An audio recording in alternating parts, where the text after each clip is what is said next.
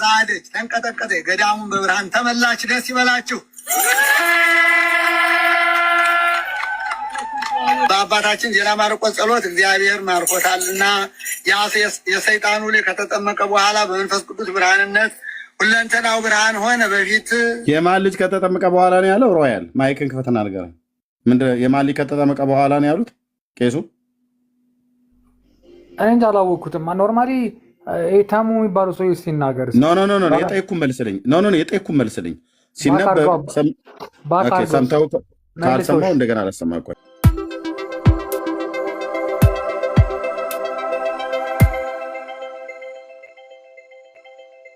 አምነን የተጠመቀው ማለት ነው አዎ መቼ በ40 ቀን ይላል መልስ በ40 ቀን ምን ነበር ያመንከው በቤተሰቦች እምነት ነው እኮ የቤተሰቦች እምነት ምንድን ነው ያመንከው ኦርቶዶክስነት ምን ሰምተህ አመንክ ቤተሰቦቼ እናትና አባቴ አመኑልኝ ቤተሰቦች አመኑልህና አንተ ጥምቀቱን ወሰድክ አይ አምኜ ነው የተጠመቅኩት እንዴ አሁን ቤተሰቦቼ ነው ያመኑልኝ ብላል ነበር እናንተ እችን ቤተክርስቲያን ልታፈርሷት ግን ምንድነው ግን እየተሰራ ያለው ብሎ ይልሃል ማለት ነው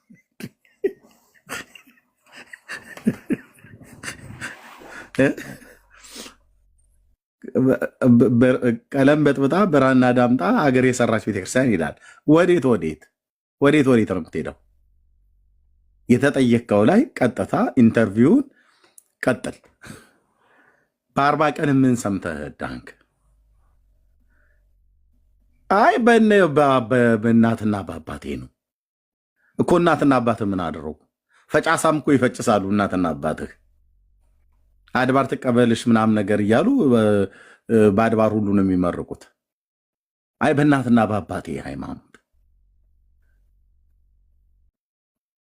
ስለዚህ አምነህ ተጠምቀን ዳንከው አዎ ምንም አልሰማህም አይ ምንም አልሰማሁም አንዳንዱ ደግሞ ከልጅነት ጀምሮ ሰምቻለሁ ይላል እና የዘላለም ህይወት አለህ ማለት ነው አዎ በደንብ አለኝ አሁን ብትሞት የት ነው የምትገባው እሱንማ ማን ያውቃል እንዳታውቅም አዎ አላውቅም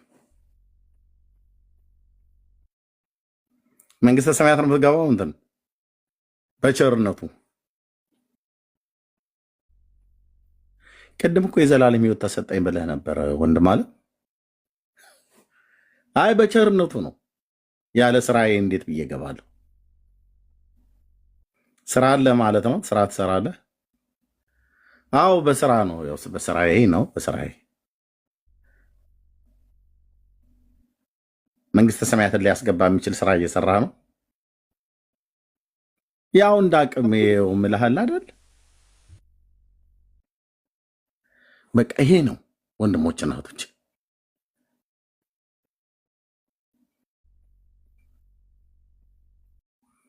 በስራ ነው የምትገባው መንግስተ ሰማያት አዎ እንዴ ያልስራ ያዕቆብ ላይ ያዕቆብ ማለት ያዕቆብ መልእክት ብቻ አይደለም ያዕቆብ ጨዋታ ነው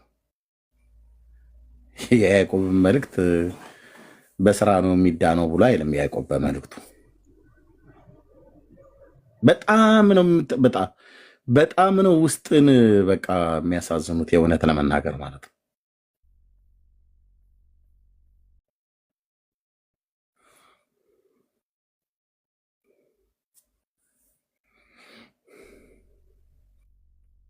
እሺ አንቺ እንዴት ነህ አንተማ በጌታ ነህ ተባልክ አይደል ማራናት እንዴት ነህ በጌታ ነህ ተብሎ ግን በራስህ ነህ አንተ በጌታም አይደለ በኦርቶዶክስም አይደለ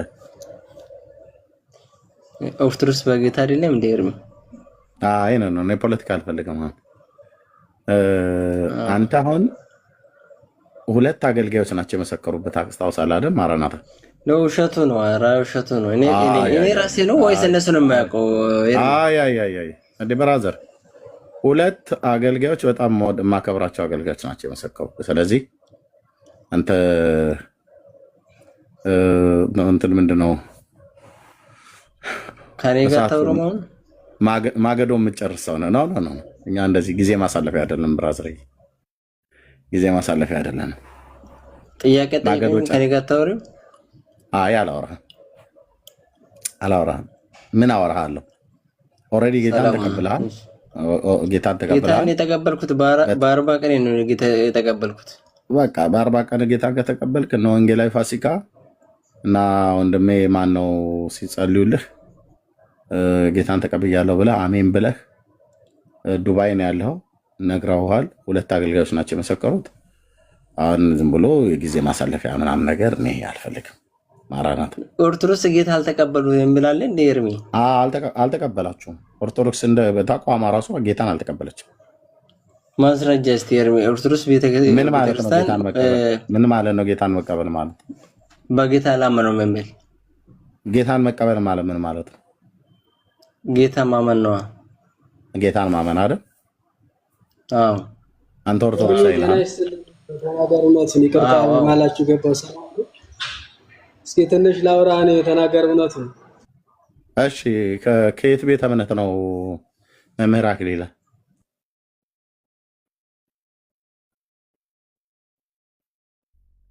መምህር አክሊለ ከየት ቤተ እምነት ነው?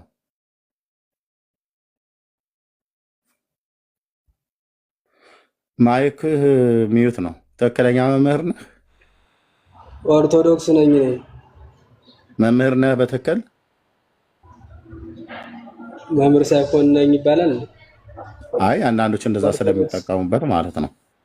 የቤተክርስቲያኒቱ መምህር ከሆንክ ታድሶች ናቸው። ብዙ ጊዜ መምህር ሳይሆን መርጌታን እንዳቆን እኛ ኦርቶዶክስ የትኛውም ቦታ ላይ መምህር ሳይሆን መምህር ነኝ አይልም። ዳቆንም ከሆነ ዳቆን፣ ቄስም ከሆነ ቄስ፣ ጳጳስ ከሆነ ጳጳስ ነው። ጳጳስ ያልሆነ ጳጳስ ነኝ አይልም። መምህር ያልሆነ መምህር አይልም። በቤተክርስቲያናችን አስተምሮ ምናልባት ካባ እየለበሱ ግን መምህር ሳይሆን መምህር ነው የሚሉ መርጌታ በኢየሱስ ክብር መርጌታ የሚሉ እኔም ገጥሞኛል። እኔ ግን የኢትዮጵያ ኦርቶዶክስ ተዋሕዶ ቤተክርስቲያን መምህር ነኝ፣ ቤተክርስቲያኗ መምህር ብላ ሰርተፍኬት ሰጣኝ። በአውደ ምሕረት ላይ እያስተማርኩ ያለው መምህር ነኝ። እንኳን ደህና መጣ። በጣም ነው የማመሰግነው። እሺ ኦርቶዶክስ በኢየሱስ ድነዋል ብሎ የሚል ነው የመምህር የዛሬው አርእስታችን።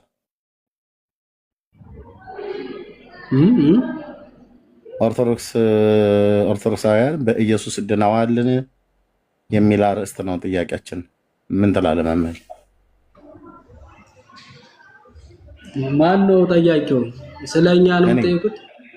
እኔ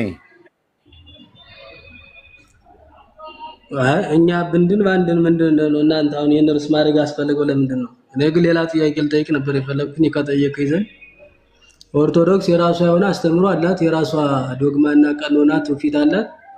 በዶግማዋ ልክ እያስተማረች ትውልድን እየቀረጸች ያለች ቤተክርስቲያን ናት። ግን ድነዋልን የሚለው እኛ ጋር እናንተ ጠያቂ መሆኑ ከምን አንግል ነው የሚለው እሱ ይመለስልኝ መጀመሪያ። አይ ድናችኋል ነው ምን ከምን አንግል ከምዕራብ ከምስራቅ አንግል ተብለው አይባል። ድናችኋል በክርስቶስ ኢየሱስ አምናችሁ ኦርቶዶክሳውያን ድናችኋል። በተናጠል ከጠየቁ መምህር አክሊለ አንተ አሁን ድነሃል ወይ? አይ ስለኛ መዳን አለ መዳን የእናንተ ጥያቄ እዚህ ጋር ምን አስፈልገው ነው እኮ ግልጽ ይሆናል። በፍቅር ላወራህ ብዬ ነው። ኦርቶዶክሳውያን እኔ በጸብ እኮ አላወራሁም መምህር። አሁን አንድ የኦርቶዶክስ መምህር የሆነ ሰው ድነሃል ወይ ተብሎ ሲጠየቅ በመጀመሪያ ይህን ጥያቄ ለምንድን ነው እናንተ የምትጠይቁት ተብሎ ይባላል። አዎ ማለት አሁን ጥያቄው እንትን ግልጽ ስላልን ነው። ተናገሩ ነው። በፍቅር ነው እያወራኝ ያለ በጣም እኔ አላልኩኝም። እኔም በተረጋጋ መንፈስ ላወራ ስለፈለኩ ነው። በመወያየትና በመረዳዳት መፍትሄ ሊኖር ይችላል ብዬ ስለማስብ ነው። ግን አሁን ይሄኛው ጥያቄ ኦርቶዶክስ ድነዋልን ተብሎ የሚጠየቀው ለማን ነው? ለእናንተ ለመናቀን ነው? እናንተ ነው። አሁን እኛ ኦርቶዶክሳውያን እየጠየቅን ያለ ነው። ማንም ኦርቶዶክስ እኔ ነው ድነሃል ወይ ነው የምትለኝ? አዎ እንዳንድ ኦርቶዶክሳዊ መምህር ነው ለኔ። አዎ እንዳንድ ኦርቶዶክሳዊ መምህር አንተ በኢየሱስ ክርስቶስ በጌታችን አምነህ ድነሃል ወይ? እንደ ኦርቶዶክሳዊነትህ በቤተክርስቲያኒቱ ቀኖናም ዶግማም ይሁን አምነህ ድነሃል ወይ እያልኩ ነው። ድኛለሁ፣ እየዳንኩ ነው መልሴ። መልካም። መቼ ነው የዳንከው? ድነት ያገኘሁት ያው እንግዲህ 40 ቀንና 80 ቀን እንደሚታወቀው ሴቶች በ80 እኔ ወንድ ስለሆንኩ በ40 ቀን ነው ድነትን ያገኘሁትን። ሀብተ ወልድና ስመ ክርስትና ገብረ ማርያም የሚል ስም ቤተክርስቲያኗ ሰይማኝ ድኛለሁ። ግን ደግሞ ነገ የሚሆን ስለማላቅ እየዳንኩ ነው። ነገ ለሚመጣው በድነት ላይ ነው ያለውኝ። ኮምፕሊትሊ ድኛለሁ ብዬ ግን አልወስንም። ድኛለሁ እየዳንኩ ነው አስተምረዋ ቤተክርስቲያኑ። ኮምፕሊትሊ ድኛለሁ ብለህ አታምንም ማለት? ድኛለሁ እየዳንኩ ነው መልሴ። ኦኬ። ስድን በ40 ቀንህ ነው የዳንከው። በ40 ቀንህ የስላሴ ልጅነትን ያገኘህበት ነው አይደል መምህር? ኦኬ። የስላሴ ልጅነትን ለማግኘት በምንድን ነው? በእምነት ወይስ በጥምቀት ነው ልጅነቱን ያገኘው? በጥምቀት ነው። በጥምቀት የስላሴ ልጅነት ይገኛል ብሎ የሚል የመጽሐፍ ቅዱስ ክፍል አለ? ያው መጽሐፋችን ይናገራል። ስርዓተ ጥምቀት መጽሐፉማ በማርቆስ 16 ላይ ዘአምነ ወዘተጠምቀ ይድህን ዘያምነ ይድህን ይላል። በአንድምታው ዘያምነ ወዘተጠምቀ ይድህን ይላል። ያመነ የተጠመቀ ቅደም ተከተል ካልን ያመነ የተጠመቀ ይድናል ነው እንጂ የተጠመቀ ያመነ አይልም። በቅደም ተከተል አንተ በምትለው ግን ትርጓሜው ደግሞ ያመነ የተጠመቀ ይድናል ብሎ ያላመነ ይፈረድበታል ይላል ነጠላው። ያልተጠመቀ ግን የሚላለ በዚያ ልክ የኔ ጥያቄን ሰምተዋል መምህር? እሺ ምንድነው የነበረው የጠየቁት ጥያቄ? እምነት ነው የሚቀድመው ጥምቀት ነው ያንተ ጥያቄ? አምነህ ነው ወይ የተጠመቀው? ምን ብለህ አምነህ ነው ወይ የተጠመቀው? እምነት ነው የሚቀድም ጥምቀት አይደል ጥያቄ? በዚያ በሕፃንነት መጅታት ነበር። እኔ እንደዛ አይደለም የጠየቅኩት። የስላሴ ልጅነት ያገኘው በእምነት ነው ወይስ በጥምቀት ነው ነው? በጥምቀት ነው። የስላሴ ልጅነት በጥምቀት ይገኛል ብሎ የሚል የመጽሐፍ ቅዱስ ክፍል ከብሉይ ከአዲስ እስኪ አንድ ክፍል ጠቅሰህ ነገር ካለም ሁለት የለም። መጽሐፍ ቅዱስ ላይ ቃል በቃል አናገኘው። ሌሎች መጽሐፍቶችን ግን ድርሳናትና ገድላት ካመንክ ላብራራልህ ይችላል። ምክንያቱም የኦርቶዶክሳውያን መጽሐፍ ቅዱስ ብቻ የሚል ትምህርት የላትም። በቃ የለም። ልብ በሉ ወገኖች። ስለዚህ የኢትዮጵያ ኦርቶዶክስ ተዋሕዶ ቤተክርስቲያን መሰረቷ መጽሐፍ ቅዱስ አይደለም ማለት ነው። አይ መሰረቷማ ነው አይደለም እኮ በመጽሐፍ ቅዱስ ያልተጻፈ ሁሉ ብዙ ማብራሪያዎች አሉ። አይደለም ኢየሱስ ክርስቶስ የሰራው ስራ እኮ አሁን መጽሐፍ ቅዱስ ላይ ሙሉ አልተጻፈም። ታምረ ኢየሱስ በሚባለው መጽሐፍ ላይ ግን ብዙ ነገሮችን ታገኛለህ። መሰረታችን መጽሐፍ ቅዱስ ነው። ግን ደግሞ ማብራሪያዎች ደግሞ ገድላቱና ድርሳናቱ አሉ። ስለ ጥምቀታም መጽሐፍ ቅዱስ ብዙ ያልተጻፈ አለ። ስለ ወላዲተ አምላክ አሁን ምንም አልተጻፈም። ግን ታምረ ማርያም ላይ ብትርግኝ ስንት ነገር እንደተሰራ ታያለህ ማለት ነው። ለዚያ ነው አሁን እኛ ልዩ የሚያደርገን በመጽሐፍ ቅዱስ ብቻኛ ገድላት ድርሳናቱ ላይ አለ ማለት ነው። አዎ የስላሴ ልጅነት የሚገኝበት እንደዚህ አላለም። ኦኬ ገድላት ድርሳናቱ ላይ ጥምቀት ሰው የሚጠመቀው በምንድን ነው? በውሃ ነው አይደል? በጸበል ነው። አዎ በጸበል ነው።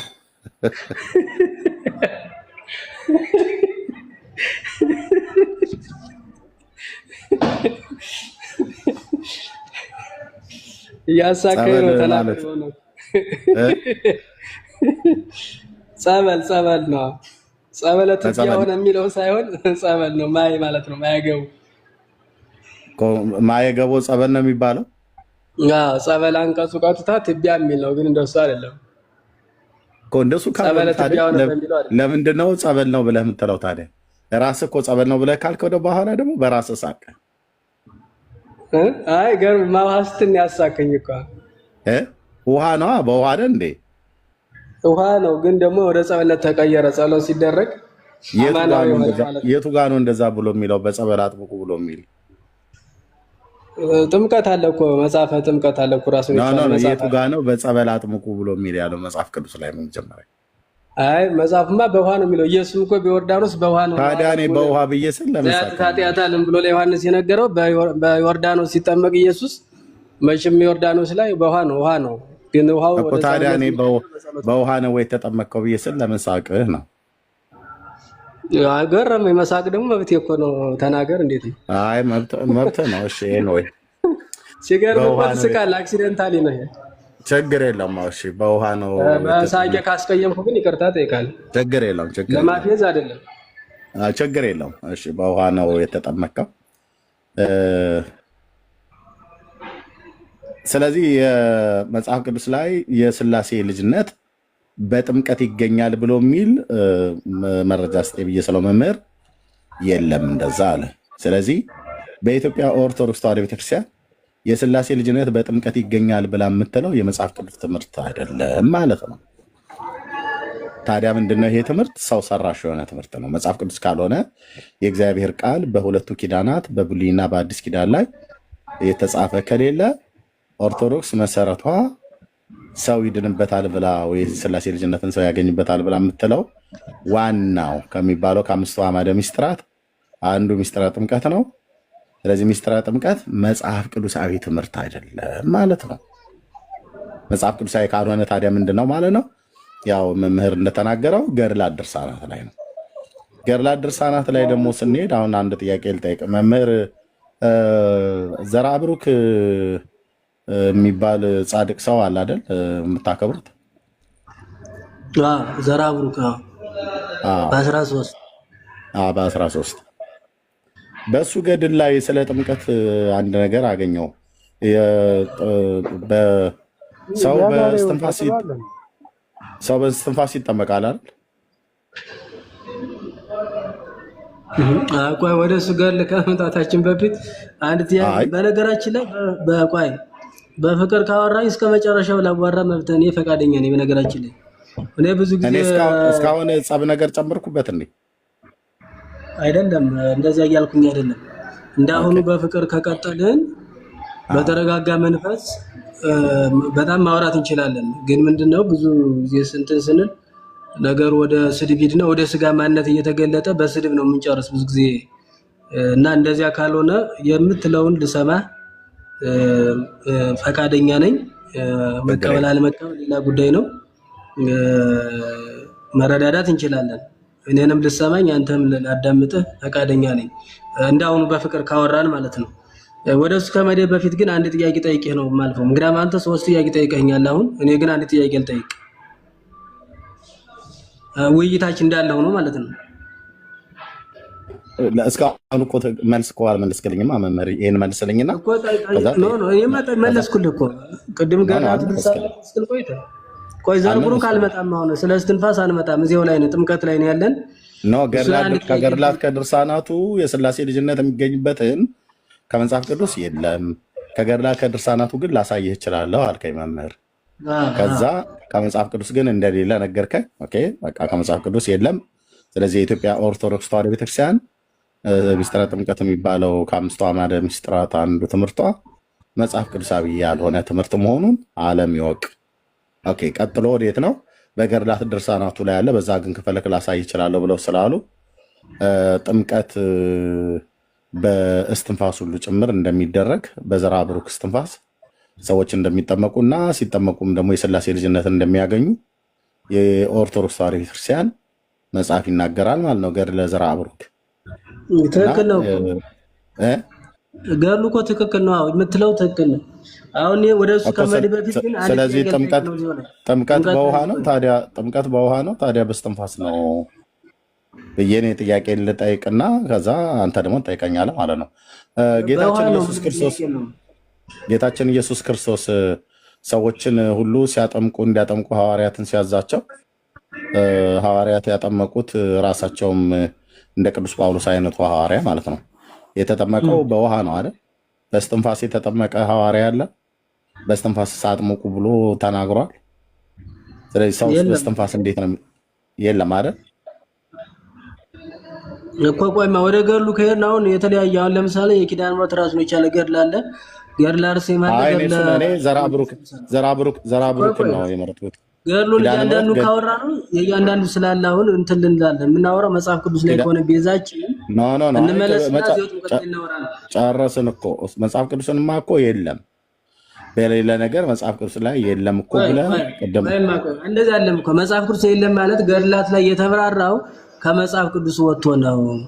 ስለዚህ ነው ልጠይቅ የፈለኩት ጥያቄ ልጠይቅ አጭር ጥያቄ ነው አላበዛም። ኖ እኔ እየጠየቅኩኝ እኔን ጥያቄ ጨርስልኝና እኮ ጠይቀኛል አልኩ። ይኸው እዚህ ባለበት ገድል ነው ያወራኛል። አሁን የዘራ ብሩክን ገድል ከድና አሁን ደግሞ ሌላ ገድል ልታነሳ ነው። እንደዛ ያያን ጊዜያችን አላነሳም።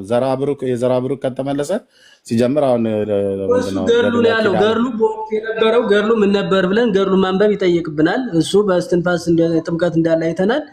ሌሎች ሐዋርያትም ክርስቶስም የተጠመቀ በውሃ ነው እኮ ታዲያ ጌታችን በውሃ ተጠምቆ እነ ቅዱስ ጳውሎስም በውሃ ተጠምቀው እሱ ለምን በዛ ተጠመቀ? አዎ ገድለ ዘራ ብሩክ ላይ በእስትንፋስ አጥምቁ ብሎ የሚል አለ እና እሱን ገድሉን ራሱን አስችለን ብናየው ነው የሚሻል ነው። ለዚያ እንዳይደባለቅብን ነው። ወደዚያው ብዙዎች ወደ ተጠመቁበትና መድኃኔዓለም ወደ ተጠመቀበት እንምጣ ነው እያልኩ ያለሁት። የመድኃኔዓለም ጥምቀት በውሃ ጥምቀት ነው የተጠመቀው እሱ በዮርዳኖስ ማለት ነው ጌታ። እኛ በወተት ነው አላለኛ በውሃ ነው። አይ በወተትም ነው ብላችኋል። መቼ አለ ኢየሱስ በወተት ጌታችን ኢየሱስ ክርስቶስ በተጠመቀ ሰዓት ላይ የዮርዳኖስ ወንዝ እየተደማመጠ ነው። በዓለም ዙሪያ ያሉ ወንዞች ሁሉ ውሃዎች ሁሉ ወተት ሆኑ ብላችሁ የለ እንዴ? ኤፍራጥስ ወይን ዘይት ማር የሚል አለ ጤግሮስ። እነዚህ ወተት ሆነ ዮርዳኖስም በዓለም ዙሪያ ሁሉ ያሉ ወንዞች፣ ምንጮች ሁሉ ሐይቆች ሁሉ ወተት ሆኑ በዚያ ሌሊት እኮ ብላችኋል። ትክክል ነው። ስማ ታምር እኮ ነው። ከየት ነው ያገኛችሁት መምህር? ታምሩ የሚለው ታምር ኢየሱስ የትኛው ታምር? የትኛው ታምር? ምስራቅ ማለት አንፈራስ ምንድነው? የጥምቀት ባህሪ ለሬት ወጎየት ዮርዳኖስን ይገባ ድሬው አድባር አንፈራሱ ከማራጊት የሚለው የዳዊትን መዝሙር ወስደን ምስራቅ አሁን የጥምቀት የምንሰብከውን ይሄን ማየት ይቻላል። ባህርን ሬት ወጎየት ባህራይ ሸሸች ይላል። ሸሸች ነው እሱ እኮ ታዲያ ሸሸች ነው እሱ ሸሸች ነው የሚለው ዮርዳኖስ። እኔ እየጠየቅኩ ያለሁት ጌታችን በተጠመቀ ሰዓት ኦርቶዶክስ የኢትዮጵያ ኦርቶዶክስ ዮርዳኖስም ወተት ሆነዋል፣ በዓለም ዙሪያ ሁሉ ያሉ ምንጮችና ባህሮች ሐይቆች ሁሉ ወተት ሆነዋል በዚያ ሌሊት ብላለች እና እኛ በወተት ነው አላልንም ብላችሁ ደግሞ መምህር እየተከራከርከኝ ነው። ኦርቶዶክስ ኢየሱስ እኮ በወተትም ጭምር ነው የተጠመቀው እያለችን ነው። ውሃ ወደ ወተት ኢየሱስ በውሃ በዮርዳኖስ ነው የተጠመቀ፣ ግን ሲጠመቅ ወንዞች ተቀይረዋል እንጂ ወተት የተቀየሩት ወደ ወተት ነው አይደል? አይ አይደለም። የኤፍራጥስ ወደ ማር ነው፣ ጤግሮስ ወደ ዘይት፣ ዮርዳኖስ ደግሞ ወደ ወተት ተቀይሯል እኮ። ከየት ነው ያገኛችሁት ይሄንን? እነዚህ ሶስት አባይስ ወዴት ነው የተቀየረው? ታምሩ እኮ ነው። ታምረ ኢየሱስ ነው የሚለው እንደዚህ። ታምረ ኢየሱስ ነው የሚለው። አዎ ታምረ ኢየሱስ ማለት ሚራክል ማለት ሚራክል ሚዲነስ ጴንጤዎች አለ ፕሮፌቲክ ዳንስ የሚሉት የሚራክል ማን የሚሉት እንደዚህ የቄሶቹ ዳንስ ላይ ደግሞ ወተት ይላል አይደል? አረ ፕሮፌቲክ ዳንስ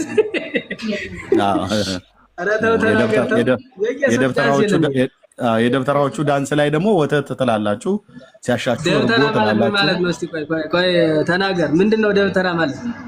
ደብተራ ማለት ግን እኮ ያ እንትን ደብተራ እኮ ድንኳን እኮ ነው። አይ ከጠየቀኝ በኋላ ለምን እኔን መልሱን ከኔ ለምን አልጠብቅም ነበር? ይሄ ነው ድንኳን ብቻ ማለት አይደለም። ና ተመለስና ልቅ ወደ እርጎ ማለት ነው። ወደ ወተቱ ወደ እርጎ ና። ስለዚህ ጌታችን ጥያቄ ልጠይቅህ። ቆይ አንድ ጥያቄ አረሳሳኝ እኮ መምህር ኦርቶዶክስ ነው አይደል? እኔም ኦርቶዶክስ ነኝ። ምን እኔ እኮ ከእርሶ አንዳንድ ነገር ለመቀበል ነው፣ አንዳንድ እውቀት ለማግኘት ነው። ወደ ቀልድ ነው የሚገቡት ወይስ ቁም ነገሩን ለምን እኛስ እንድንማር ያደረጉ? ፕሮፌቲክ ዳንስ ምናምን እንደዚህ ለዚህ ቀልድ ማን ያለው አይደለ እንዴ? ለቀልዱ ጊዜ ለእኔ አየር ይስጡኝ፣ ግን ትምህርቱን አስተምሩ። ከዛ በኋላ እኛ ምንረዳ እስቲ ኬት አምጥተው ያስተምሩት። ግን እንጂ ወዳጄ ተረጋጋ። ይሄ እኮ ቤቱ የተናገር ነው፣ ጋብዞኝ ነው የገባሁት። እስቲ ምንድነው የኔ ስህተት? ፕሮፊቲክ ዳንስ የመጽሐፍ ቅዱስ ላይ ጥምቀት ኦርቶዶክስ ከሆንክ አንተ ለፕሮፊቲክ ተከራካሪ ማናረገ ታዲያ? እኔ አልተከራከርኩም። ማስረዱን እኔ እርሶ ይናገሩልኛል ብዬ ቁጭ ብዬ እኮ ከታች እኮ መምህር ቢስ እና ስማ አዳምጥ እንጂ ስማ፣ ቆይ እኛ እያወራን ነው። ቆይ አዳምጥ፣ ሀሳብ ካለ ቀጥል። አይ ኦርቶዶክሳዊ ነው ግን መምህር ሮያል የእውነት ኦርቶዶክሳዊ ነው መምህር አክሊለ። አይ በቃ እያስመቱን ነውና ትንሽ ጥንካሬ ወይ አንዳንድ ነገሮችን እኔን ይጠይቁኝ ካልሆነ እንዴ በምንድን ነው የሚያስመጡት? ማለት ከመጽሐፍ ቅዱስ ምናምን ቢያስረዱ እኮ ይችላሉ እኮ ምንም ነገር ከየት አምጥተው ያስረዱት? የለማ መጽሐፍ ቅዱስ በቃ እንደዛ ከሆነ በቃ ምንም መናገራችንም የሚሉትን እሰማለሁ። ጣልቃ የገባሁት ወደ ቀልድ ሳትሄዱ ቁም ነገር አውሩ ለማለት ነው። እሳቸው መምህር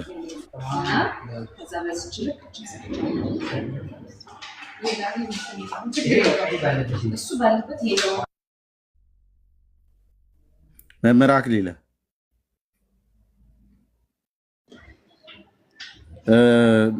እያናገሮት እኮ ነው ሮያል። ይቅርታ ሚውት አድርጌ ነበረ። እሺ ወደ ወተት ተቀየረ ብለው ምንድነው ሮያል? ምንድነው ሀሳቦት? አልገባኝም። ኦርቶዶክስ ነው ታድሶ ፕሮቴስታንት ወይስ ኦርቶዶክስ? እስኪ አብራሩልኝ። ምንድነው ስተቱ? የኔ ፕሮፊቲክ ዳንስ እንደምትሉት ነው ያልኩትኝ እኔ። ቆይ መምህር ጥምቀት በመጽሐፍ ቅዱስ ምናምን ሲባል እርሱ አንዳንድ ነገሮች ቢያስረዱ ሁልጊዜ የሚጠይቁት ነገር ነው ፕሮቴስታንቶች እና ያን ነገር ለማወቅ ስለፈለግኩ ነው እኔም ቁጭ ያልኩት እና እርስዎ ሲናገሩ መስማት እፈልጋለሁ። እርስዎም አንዳንድ ነገሮች እንዲናገሩ ፈልጌ ነው። ቀሉን ትታችሁ ወደ ቁም ነገሩ እርስዎ የሚናገሩን ለማለት ነው ያልኩት። ይቅርታ ካጠፋሁኝ ይቅርታ። አረ ችግር የለውም እኮ እኔ ፕሮፊቲክ ዳንስ ያልኩት እነዚህ ዳንስ አላችኋል ሚራክል እያሉ ይሄ እኮ ቀልድ አይደለም፣ እያብራራው ነው። በነገራችን ላይ እናንተ ራሱ ፕሮፊቲክ ዳንስ ሚራክል ምን እያላችሁ ታወራላችሁ። ይሄኛው ደግሞ ሚራክል ታምር ነው። ሚራክል እንግሊዘኛው አይደለ? ታምር ማለት ነው። እውነተኛ ታምር ደግሞ ክርስቶስ ወደ ማየ ዮርዳኖስ ሲሄድ ታምር ተካሂዷል። 4 ወንዞች ተቀይረዋል። ይሄ ደግሞ ለምን እንዴት ምዕራፍ ስንት ላይ ነው እንደዛ የሚለው ነው እያልኩ ያለሁት ነበረ። እሺ ምዕራፍ ስንት ላይ ነው? ክርስቶስ በወተት አልተጠመቀም። ክርስቶስ የተጠመቀው በውሃ ነው። ክርስቶስ ወደ ውሃ ሲሄድ ግን ባህርን የሬት ወገየት ዮርዳኖስን ይገባ ድሬሁ አድባራን ፈራሱ ከማራጌት እሱ እኮ ነብየ እግዚአብሔር ዳዊት እኮ ነው ያለው። እሱን ነብይ አይደል ትንቢት ነው የተናገረ ኢየሱስ ሲጠመቅ ነው። እኔ አሁን ነብየ እግዚአብሔር ዳዊት ይሄንን የተናገረው እና እየተጠየቁ ያሉትን ጥያቄ ተመሳሳይ አይደለም። አሁን ጌታችን በውሃ ተጠምቋል በዮርዳኖስ ሲጠመቅ ግን በዚያ ሌሊት ወንዙ ወደ እርጎነት ወደ ወተትነት ተቀየረ ብላችኋል። እናንተ ናችሁ ያላችሁት። ኦኬ ይሄ ምንድነው ብለን ስንል ታምር ነው፣ ሚራክል ስለሆነ ነው። ጤግሮስ ወደ ማር እንትና ኤፍራጥስ ወደ ጠጅ ምናምን ነገር ያላችሁት እናንተ ናችሁ። ኦኬ አሁን ዳዊት ያለው አንቺ ዮርዳኖስ ስለምን ሸሸች ብሎ ያለውን ትንቢት ቃል አምጥተው እኛ ዮርዳኖስ ለምን ሸሸች ብሎ የሚለውን ነብይ እግዚአብሔር ዳዊት የተናገረውን ትንቢት አይደለም ጥቀሱ የተባሉ። ወደ ወተትነት የተቀየረበትን ትንቢት የተናገረ ነብይ ካለ እሱን ይንገሩ እኮ። እሱን እኮ እያብራራው ያለሁት ይሄ በነቢያት አልተናገረም። ኃይለ ቃሉ መጀመሪያ ወደ ሄዳል አልተባለም። ግን ደግሞ ክርስቶስ ታምር ማድረግ ይችላል ነው እያልኩ ያለው። ኃይለ ቃሉን ሳይነግሩኝ ማብራሪያው ላይ ለምንድን ነው የገቡት? በመጀመሪያ ኃይለ ቃሉ የቱ ጋር ነው የሚገኘውና እሱንማ ነገርኩህ እኮ። እኛ መጽሐፍ ቅዱስ ብቻ ሳይሆን ገድላቱን ድርሳናቱ እናምናለን። መጽሐፍ ቅዱስ ብቻ አትልም ኦርቶዶክስ እኮ። ታዲያ ከገድላት ድርሳናት ስጠይ ገድላት ድርሳናት ውስጥ አንብብ ነው አልኩህ። ወይም ደግሞ ይሄ የሆነበት ለምን እንዴት የሚለውን ታምረ ኢየሱስን አንብብ። አሁን እጄ ላይ የለም ያን ሁሉ መጽሐፍ ደግሞ የመሸምደድ ግዴታ የለብኝም። ስንተኛው ምዕራፍ ላይ ላንብበው ታምረ ኢየሱስ? በበውን አሁን እሱን አላስታውሰውም። ምክንያቱም ታምረ ኢየሱስ መምህር አይደለ እንዴ? እንዴት ነው የማታስታውሰው? ታምረ ኢየሱስ ሸምድጄ መያዝ አለብኝ። ባሸመድደውም ግን ይሄንን ያህል ጌታችን ሲጠመቅ እነዛ አንብበው እዚያ ብዙ ገድላቶች አሉ አለኝ። እኔ ይኸው እኮ ምዕራፉን ነው ፈልገው እሱ ማውጫው ላይ ምኑ ላይ ታምረ ኢየሱስ ይኸው እንጂ ካለ የክርስቶስ መምህር እኔ መጽሐፉ እጄ ላይ ስላለ ስንተኛው ተናገር እንግባባ እንጂ ቆይ አንዳንዴማ አንደኛ የሚሰሙን ብዙ ሰዎች አሉ አይደለ ከኛ የተሻሉ ሰዎችም ሊሰሙን ይችላሉና መደማመጡ ጥሩ ነው።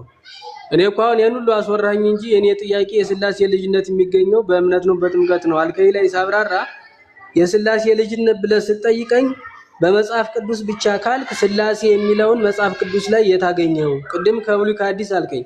እስኪ ሥላሴ የሚለውን ታምናለህ አብ ወልድ መንፈስ ቅዱስ ብለህ በሶስትነት የተገለጠ አንድ አምላክ እንዳለ ስለምታምን ሥላሴ የሚለው ከየት አግኝተው ነው? እስኪ እሱን አብራራልኝ የሚል ጥያቄ ነበር ያለኝ። እኔ ሥላሴ የሚል በመጽሐፍ ቅዱስ የት አለ ሲጀመር አለ ማለት አሁን ማብራራት ካልቻልንና ቀጥታ ሥላሴ የሚል በፍጹም አታገኝም። በፍጹም አላገኝም ካለ አስረዳኝ። ምክንያቱም አሁን እኛ ኦርቶዶክሳውያን ገድላቱ ድርሳናቱ ስንል ከመጽሐፍ ቅዱስ ቤዝ ዳርገን ማብራሪያ ነው እንጂ የምንጠቀው ኮሜንታሪ ናቸው እንጂ ዝም ብሎ መጽሐፍ ገድል ብቻ ድርሳን ብቻ የምናምን አይደለም። መሰረታችን ለሃይማኖታችን ለክርክር የምናቀርበው መጽሐፍ ቅዱስ ነው። ግን ደግሞ በመጽሐፍ ቅዱስ ቃል በቃል ያልተጠቀሱ በታምራቱ በድርሳናቱ የተቀመጡ አሉ። እሱን እናምናለን ነው እያልኩ ያለሁት እንጂ ቤተክርስቲያኗን ዝም ብሎ ለመስጠት አይደለም። ስለዚህ ሥላሴ የሚል በመጽሐፍ ቅዱስ ከብሉይም ከአዲስም አንድ ጥቅስ ካሳየኝ እኔ ደግሞ የታምራቱና የወተቱን የማር የሆነውን ደግሞ እሱን እነግርሃለሁ። እዚያው ከመጽሐፍ ቅዱስ ካሳየኝ ማለት ነው። ተልቁ ላይ ያገኘ ሥላሴ የምትሏን ነው በአብ ወልድ መንፈስ ቅዱስ እያጠመቃችሁ የሚለውን እሱን ጥቅስ አልፈልግም። ወንድምነት ተልቁ ላይ አረከኝ። እሺ ቴንክ ዩ መምህር። ይሄ ምንድነው እሱ?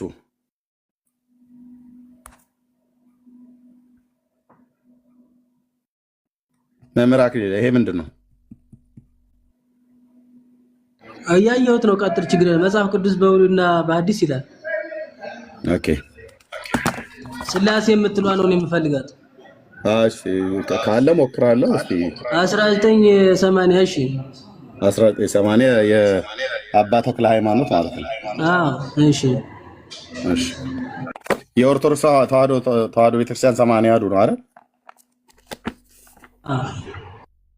እሺ መጽሐፍ ቅዱስ ላይ አንድም ቦታ ላይ ሥላሴ የሚል ቃል የለም አታሳየኝም ብለህ አልከኝ። ይሄ ምን ይላል?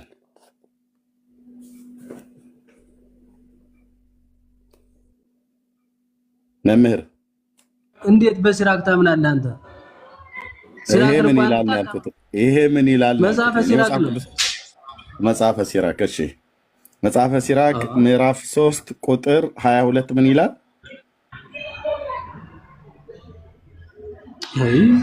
ይሄን ሲራክን አታምን። ይሄ እኮ ነው ችግራችሁ እናንተ። ምን ይላል? መምህር ምን ይላል? ሲራክ ተወርማ ስለ ተስካርና ስለ ዝክር ሁሉ ስላላስረዳ ይችላል። ምን ይላል? እኔ ስለ ተስካር ስለ ዝክር አልገባውም። ሥላሴ የሚል ቃል መጽሐፍ ቅዱስ ውስጥ አታሳየኝም ብለኛል። ምክንያቱም እነዚህ 15 ኦርቶዶክስ ናቸው እንጂ አንተ አታውቃቸውም። አንተ እኮ የ66 እንትን እኮ የ66ቱ አማኝ እንጂ 80 ድንቅ የታመጣው እንግባባ። መምህር እንዴ እንደዚህማ እንዴ ይሄን አልማ እንደዚህ ሞራል መውደቅ የለበትም። ይኸው ሥላሴ ከሰው ይልቅ ቆይ እንደማመጣ ቅድም በጨዋነት እንደተባባለ እንደዛው ቀጥል አይደለም ስለምታምነው ሥላሴ በራሳችሁ መጽሐፍ ቅዱስ ነው እኔ እያሳዩ ያለሁት። ስታምነው ነው እኔ የምታስረዳኝ። እኔ አመንኩትም አላመንኩትም ይኸው በራሳችሁ 80 ያዱ። ታዲያ እንደዚያ ከሆነ ድርሳኑ ስነግር ለምን አታምን? በመድኃኒዓለም ቆይ እንደማመጥ መምህር እንደማመጥ ማለት ተደማምጠን የተደማመጠን ማለት ነው። መጽሐፈ ሲራክ መጽሐፍ ምዕራፍ 3 ቁጥር 22 ላይ ሥላሴ ከሰው ይልቅ የገለጡልህ ሚስጥር የለምና ከግብር ገብተህ ባሕርየ ሥላሴን አትመርምር ይላል። ያው ሥላሴን ሥላሴ ይላል በራሳችሁ መጽሐፍ ቅዱስ። ቅድም ግን መምህር ምን አልክ? በፍጹም የለ መጽሐፍ ቅዱስ ውስጥ ብለሃል። እኔ ደግሞ ከራስ መጽሐፍት ነው ማምጣት ያለብኝ። አሁን ከ66ቱ ቢኖርና ባሳይ ይሄ 66ቱን አልቀበልም ትል ነበር። ከ80 ያዱ ከራሳችሁ እንደማመጥ ስታዳምጠኝ ነው ማዳምጠኝ። እንደማመጣ ይሄ እኮ እየተናገርኩ መረጃ አምጣሉ አይደለም ስለምታምነው ነው። እንደዛ ከሆነ ታምረ ማርያምን ማመን አለብን። አንተ እኔ መረጃ መጣሁ። እንግዲህ ልብ በሉ እዚህ ያላችሁ ሰዎች ልብ በሉ። መምህር ጥያቄ ጠየቀኝ ከመጽሐፍ ቅዱስ ላይ ልታመጣ አትችልም አለኝ። ሲራክ የመናፍቅ አይደለም የኦርቶዶክስ መጽሐፍ ነው። በራሴ መጽሐፍ አለ መልስ ከመናፍቅ ከኦርቶዶክስ ከካቶሊክ ከአይሁድ እኮ አላልከኝም። ከመጽሐፍ ቅዱስ ነው ያልከኝ። ይሄው መጽሐፍ ቅዱስ እኮ ብሉይና አዲስ መጽሐፍ ቅዱስ እኮ 66 ነው ያወራው። መጽሐፍ ቅዱስ ብሉይና አዲስ ኪዳን ነው ብሎ የሚለው በመጀመሪያ ትላልቅ ሰዎች እኮ ጥንቱን ነበር እንጂ መጥኖ መደቆስ ይላል የሀገሬ ገበሬ። ቅድም ከአይሁድ መጽሐፍ ቅዱስ ወይ ከጴንጤ መጽሐፍ ቅዱስ ወይ ከካቶሊክ ወይ ከኦርቶዶክስ ብለህ አላልክም።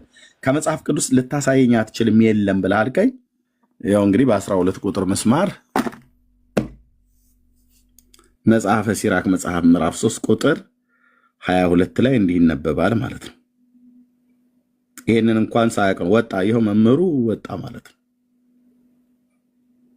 ለዚህ ነው ጴንጤ ፊት ኦርቶዶክሳውያን መምህራንም አይደለም ማንም ቢመጡ አይቆሙም ብለን ስንል እንደዚህ ነው በመረጃ ማለት ነው። አሁን መምህሩ ላፍ ብሎ ወጣ። የቀድሟ ንግግር ማስታወቂያ ላይ የነበረው ያ ሁሉ ጉራ ከረዩ አልኩ። ሥላሴ የሚል ቃል የለም በመጽሐፍ ቅዱስ ላይ በራሳችሁ መጽሐፍት ላይ ማለት ነው። ስሉስነት ሰለሰ የሚል ከግስ ቃል የወጣ ሶስትነት መሆኑን እያወቃችሁ የግድ የተጻፈ አምጡ ብላችሁ ትላላችሁ። ኦኬ እናንተው ጋር ግን የተጻፈ ሥላሴ ብላችሁ የጻፋችሁት በዚህ ኮተታ ኮተት በሆነ መጽሐፍት ውስጥ ጽፋችሁታል። ይሄ ኮተታ ኮተት ነው የምለው። ሲራክ የሚባል መጽሐፍ የለም ሲጀምር። እኔ ይህንን 15ቱ ዲትሮካኖኒካል የተባለ ተጨማሪውን አልቀበልም። ይህን በእውነት ነው የምልህ አልቀበልም። ኦኬ የዲትሮካኖኒካል የተባለ አልቀበልም። ለምን መሰለም አልቀበለው? በጥንቃቄ አንብቤ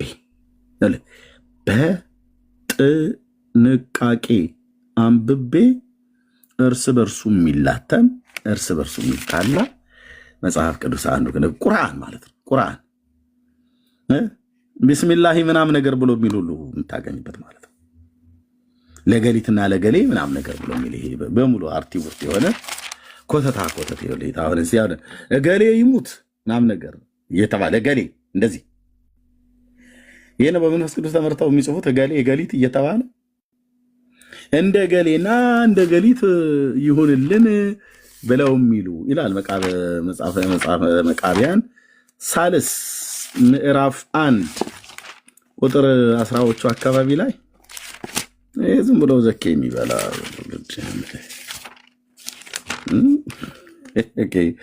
እዚህ ጋም እንደሚል ይልኛል።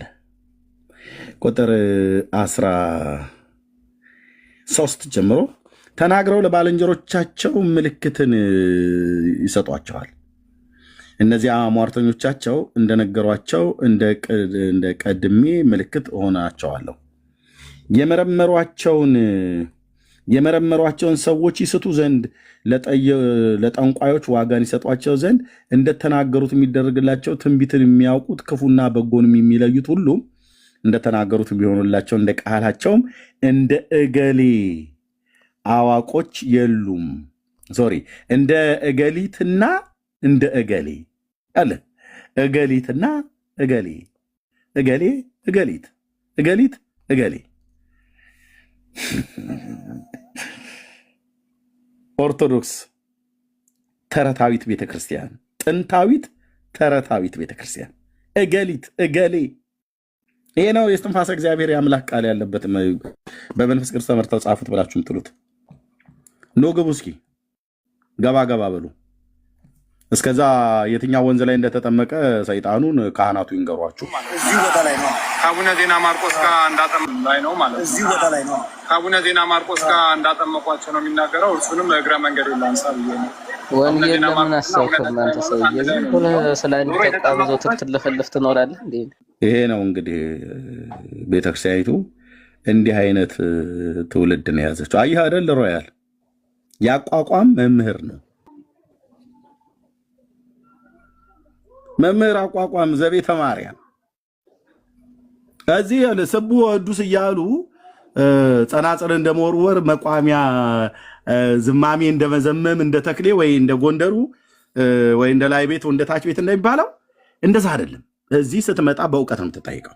ኦርቶዶክስ ግን ጭላ ላይ ለምን አወርዱም? ቆይ አንድ ተቋም ሰው ተሰደደ ወንጌል ስበኩ እስቲ የመጨረሻ ጊዜ እኔ ዜማ ሙሉ ወንጌል ነው ጠይቀኝ ልቡ ካለ ይሄ ዜማ ምንድነው የሚለው በለኝ እስኪ አንተ እውቀቱ ካል መሪና አንተ በዜማ እስቲ ወንጌል መቶ ምናምን ሰው እያዳመጠህ ነው ይሄው በዜማ ወንጌል ስበኩ ገብተህ እስኪ እንዲህ ይላል በአማርኛ ወንጌል ስበኩ እድል ሰጠሁት በዜማ ወንጌል ስበኩ ወይ መምህሩ የሆነች ባልቴት ሴትዮ ሳይወጡ አልቀሩ የሆነ ቆይ አይ ወንድምነት መምህሩ የሆነች ሴት ሳይወጡ አልቀሩም ከነነፍሷ ውጣዋት ውስጣቸው ሆነ የምትለፈልግ ሴትዮ አለች ይመስላል እንጂ በፍጹም እኮ በመደዳ ነው የሚያወሩት። አይታችኋል? እድል አይሰጡም ለሰው ተግባቦት እታች ረድ በቃ ታች ረድ የሆነች ሴትዮ ግን የዋጡ ይመስለኛል ከነነፍሷ ስልቅጥ አድርገው ውጣው ሴትዮዋ ውስጥ ሆና የምትለፈልፍ ነው ይመስለው። ነን ስቶፕ እኮ ነው በአውቶማቲክ ነው ያደረጉት። ይሄ መጥቆራ የሚባል ጋኔን ጉዳይ ሲነሳ አይ ቲንክ ይቅርታ ዳንዬ ያነሳሁት አይደል?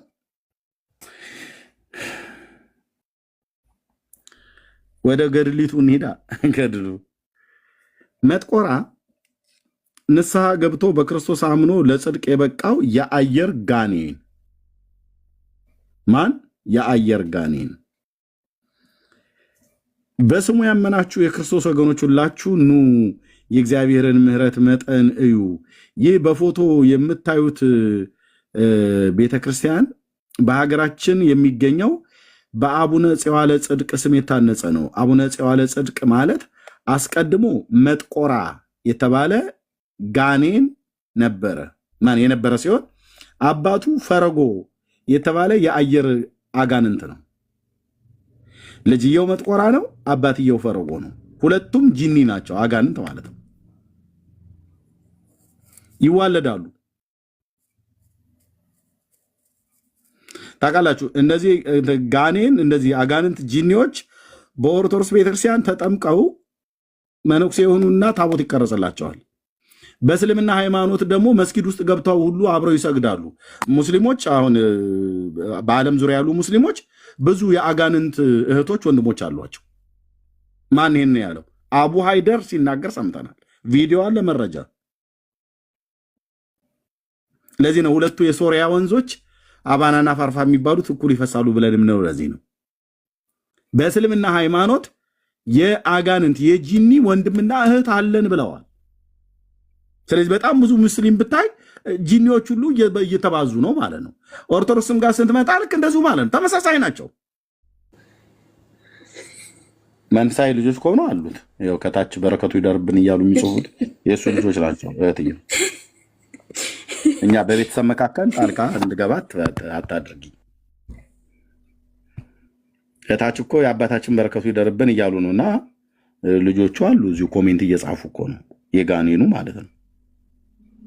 አሁን ቤተሰብ ውስጥ ለምን እንደምትገቢው አንቺ? ተፋቷል ይላል። እንደዛ ከሆነ እኮ ማለት ዘሩን ከተካ ስቲል ናው የመጥቆራ ልጆች አሉ። ብዙ ትውልድ አፍርቷል ብዬ ነው። ሮያል ያውቀዋል። ተፋቷል ይላል ከትዳሩ።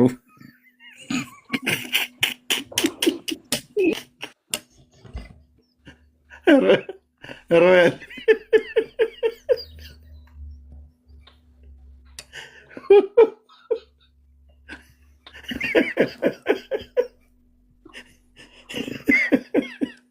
እንዴ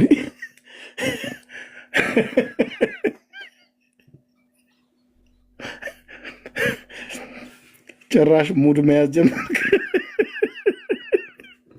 አይ ሮያል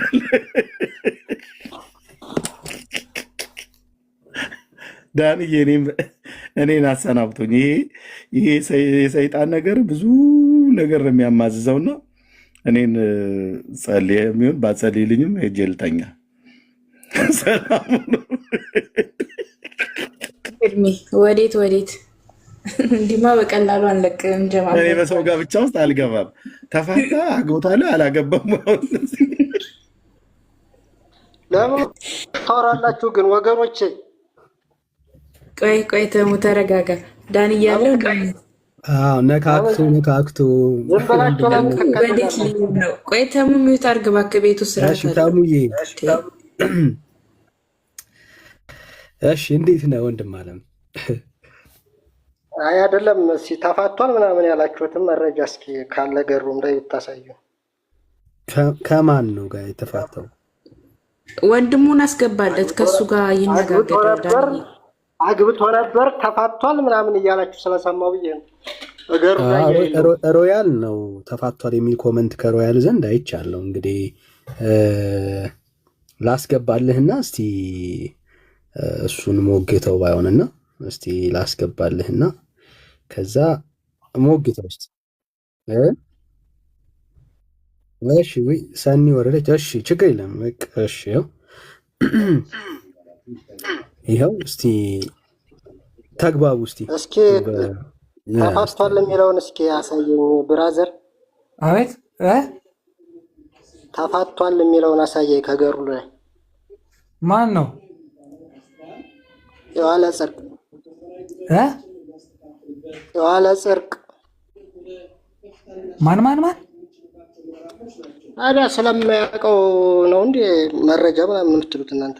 አይ የተፋታ ሰው ይሆናል ብዬ ነው ኖርማሊ። ስለዚህ እዚህ ቤት ላይ በመሰለኝና በደሳለኝ ነው የምታወሩ ማለት ነው። ሁለታችሁም ኦርቶዶክሳውያን ወደኛ። ኧረ እኔ ኦርቶዶክሳዊ ነኝ። ምን ነው ተፋቷል ያልኩት? እኔ ረዘም ያለ ጊዜ ከሆነ ድንገት ተፋታ ይሆናል። አላቅም ታሪኩን ነው። እሺ ለማንኛውም ስለማታውቅ አንተ በማታውቀው ነገር ማውራት የለብህም። ለማንኛውም ማለት ነው እኔ የገባሁት አግብቶ ነበር እንዴ? ሰው ነው አግብቶ ነበር እንዴ? ሰው ነው አግብቶ ነበር? አይ በቃ እኔ የገባሁት ልናገር ነው፣ መረጃ ስላለኝ ነው። እኔ እኮ ግራ አጋባችሁኝ እኮ። ገዳሙ ማለት ነው በሰሜን ሸዋ ዞን በሲያደብር ንዋዩ ወረዳ በደው ከምቦልሻ ቀበሌ ይገኛል። ሁላችሁም የበረከት ቦታ ነው እንድትጎበኙት። እናንተ እንደምትሉት ደግሞ ሰይጣን አይደለም፣ ጻድቅ ሰው ነው። ልክ እንደነ አቡነ ተክለ ሃይማኖት እንደነ አቡነ ዜና ማርቆስ ከሰው የተወለደ እንጂ ሰይጣን አይደለም። ኢየሱስ ከፈለገ ደግሞ እንኳን ሰይጣን ያምናል። እንኳን ሰይጣንን አይደለም ድንጋይንም አዘምሮ አይደል የእንትን ህፃናትን ዝም በሉ ሲሏቸው ድንጋዩ ላይ ትደርሳለህ። ቆይ ድንጋዩ ላይ ትደርሳለህ። ቆይ አሁን መጀመሪያ ሁሉ ለኢየሱስ አመስግነዋል። እንኳን ሰይጣን አሁን እንግዲህ ድንጋዩ ላይ ትደርሳለህ። አሁን ሐሳቡ ምንድን ነው? አባቱ ማን ነበር? ኢየሱስ ሰይጣንን ከማን ነበር የተወለደው? ወደ ራሱ ማድረግ አይችልም። ስልጣን የለውም። ኢየሱስ የሰይጣን አገልጋይ የለውም። ኢየሱስ የሰይጣን አገልጋይ የለውም ወዳጅ ያለው ሰውየው ሰይጣን አይደለም፣ ከሴት የተወለደ ነው። እሺ አባቱ ማን ነው? አባቱ ማን ነው? ተሙዬ አባቱ ማንም ይሁን ማንም አይ በለው ማንም ይሁን አይሆናል። ማን ነው አባቱ ነው ጥያቄው። ኢየሱስ ከፈለገ እንኳን ሰይጣንን ድንጋይን ራሱ ለሱ ማድረግ ይችላል። ችሎታ አለው። ድንጋይ ላይ ለእግዚአብሔር የሚሰራው ነገር የለም። ይሄንን ካላችሁ ምንድነው የሚደረገው? አባቱ ማን ነው? አባቱ ማን ነው? አባቱ ማን ነው? አባቱ ማን ነው? እኔ ገሩን አላነበብኩትም። ይሄ ነው ልል አልችልም። መረጃ አለኝ ስትል ነበር እንዴ? እሺ በቃ አሁን በደንብ ስማ። ቆይ አባቱ ማን እንደሆነ እናስተዋል።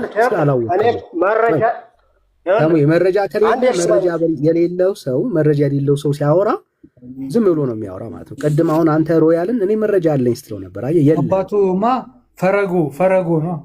ቆይ አንዴ ይስማው እስቲ ይስማው። ከራሱ ከአባቱ ይስማ እስቲ። ወንድም እንቀጥለለት። እሺ እሺ ቴንክ ዩ ኦኬ። ይኸውልህ መረጃው ማለት ነው ቦታውን ስለማውቀው እንዲተዋወቅ ብራዘር ቦታውን እኔም በአካል ባልሄድ እኔ ሰው ልኬ ያረጋገጥኩት ቦታ ነው ብራዘር። እሺ የለም ብለህ ብትል እኔ ራሱ ሰው ልኬ ከአዲስ አበባ ድረስ ሄጄ እናቶ የኋለሸትን አግኝተን የደብሩን አስተዳደር በደንብ ያረጋገጥነው ነው ብራዘር። እጄ ላይ መረጃ አለኝ እኔ እንኳን ያልኩት እኔም እንዲተዋወቅልኝ ነው የምፈልገው። እንደውም በደንብ ያለው ነገር ነው በሰሜን ሸዋ ዞን ሲያደብር ወረዳ ሰይጣን አይደለም ብለህ ያልከውን ቄሱ ያው ገድሉን እያነበቡ ታቦቱ በቆመበት ተብሎት የሰይጣኑ ታቦት በቆመበት ይኸው እንዲህ ይባላል። ስሙ ራደች ተንቀጠቀጠ፣ ገዳሙን በብርሃን ተመላች። ደስ ይበላችሁ። በአባታችን ዜና ማርቆስ ጸሎት እግዚአብሔር ማርኮታልና የሰይጣኑ ልጅ ከተጠመቀ በኋላ በመንፈስ ቅዱስ ብርሃንነት ሁለንተናው ብርሃን ሆነ። በፊት የማን ልጅ ከተጠመቀ በኋላ ነው ያለው? ሮያል ማይክን ክፈትና ነገር ምንድን የማን ልጅ ከተጠመቀ በኋላ ነው ያሉት ቄሱ? እኔ እንጃ አላወቅኩትም። ኖርማሊ ታሙ የሚባለው ሰው ሲናገር የጠየኩህን መልስልኝ። የጠየኩህን መልስልኝ። ሲነበብ ሰምተው ካልሰማው እንደገና አላሰማ ቆይ የሰይጣኑ ልጅ አይደለ? አዎ የሰይጣኑ ልጅ ማለት ነው። ልጅየው ያ የሰይጣኑ ልጅ ነው። ይሄ ጽዋለ ጽድቅ ተብሎ ክርስትና ስም ተብሎ የተሰየመለት የሰይጣን ልጅ ነው። ፈረጎ ነው የሚባለው አባቱ። የአየር ላይ አጋንንት ነው። ልጅየው ደግሞ መጥቆራን የሚባለው ሲጠመቅ ግን ጽዋለ ጽድቅ ተባለ። አሁን ተነጋገሩ ከተሙ ጋር ያው ካህኑ ታቦት ባለበት ክብረ በዓል ባለበት ነው። ፈረጎ ጋር ያለው ዝምድና ካለው ምናምን እሱ ያስረዳኝ። እኔ አላውቅም። ታሙ አሁን መመለስ ትችላለህ። የሆነ ስራ ላይ ነኝ። አንዴ ቆይ ስለዚህ የአንተን ቤተሰብ እኮ ራሱ ቢፈለግ ነው ብዬ የምለው። የአንተን ቤተሰብ ቢፈለግ ምናልባት ወይ አንተ ራሱ ተቀይረህ ሰው የሆንክ ነህ ማለት ነው። ትናንትና ግን አጋንንት የነበርክ ማለት ነው። ምክንያቱም ቀየራ መጥቆራ ላይ ብቻ አይደለም፣ እናንተም ላይ ጭራሽ መስራት አለበት። ኢየሱስ እዛ ያልከው ሰይጣን ላይ ብቻ ቀይሮ ወደ ሰውነት ከቀየረ አንተስ ራሱ ከምን እንደተቀየርክ በምን እናውቃለን? ወይ ብራዘር፣ እናቱ እኮ ሰው ነች። አይገባህም እንዴ? ደግሞ እኛ መቼ ከርከሮ ነች አልን። ግን አባቱ ግን በመጽሐፍ ቅዱስም እኮ መላእኮች የወደቁ መላእኮች እኮ ከሰው ጋር ተጋቡ ወለዱ የሚል እኮ አለ። አላነበብክም እንዴ? ነው ዝም ብለህ የቱ ጋር ነው እንደዛ የሚለው? ኦሪት ዘፍጥረት 6 ላይ አለ። ኦኬ ዘፍጥረት መጽሐፍ ቅዱስ አውቃለሁ ትል የለ እንዴ? በደንብ ነው እንጂ አንቀጥቅጬ ነው የማውቀው። ግን እኔ እየጠየኩህ ነው የቱ ጋር ነው የሚለው ነው ያልኩህ። የቱ ጋር ነው የሚለው ብዬ ስልህ መጽሐፍ ቅዱስ አውቃለሁ ትል የለ እንደ ምናምን ነገር ብለህ ትላለህ። መቼም ውርደታችሁ ይናል ነው። በደንብ አንቀጥቅጬ ነው የማውቀው። የቱ ጋር ምን እንደሚል ስለማቅ ነው የጠየኩህ። ስጠይቅህ መረጃውን ማምጣት ነው። አላቅም ብለህ ካልከኝ ግን እነግርሃለሁ። ዘፍጥረት መጽሐፍ ምዕራፍ 6 ላይ ያለ ቃል ነው። ኦኬ እሱ ቃል መላእክት ናቸው ብለሃል፣ ትተረጉመዋለህ። እስኪ አንተ መላእክት ብለህ ማለት ነው። ዘፍጥረት መጽሐፍ ምዕራፍ 6 ይኸው እንደዚህም ሆነ ሰዎች በምድር ላይ መብዛት በጀመሩ ጊዜ ሴቶች ልጆች ተወለዱላቸው። የእግዚአብሔርም ልጆች የሰውን ሴቶች ልጆችን መልካሞች እንደሆኑ አዩ። ከመረጧቸው ሁሉ ለሴቱ ሚስቶችን ለራሳቸው ወሰዱ። እግዚአብሔርም ብሎ ይላል ወሰዱ ይላል። እነዚህ የሰው ልጆችና የእግዚአብሔር ልጆች የተባሉት ናቸው። የእግዚአብሔር ልጆች የተባሉት ናቸው መላእክት ናቸው ያልከው ተሙ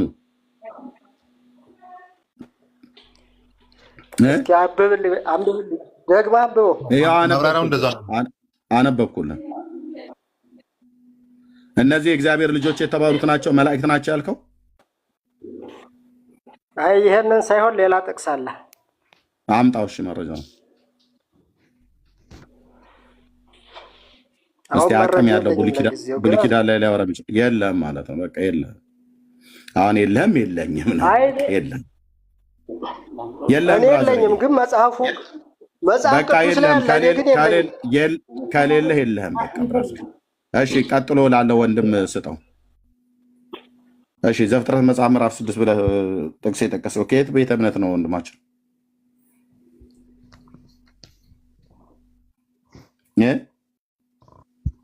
እንደምን ደህና ነኝ። ከየት ቤተ እምነት ነው ወንድማችን?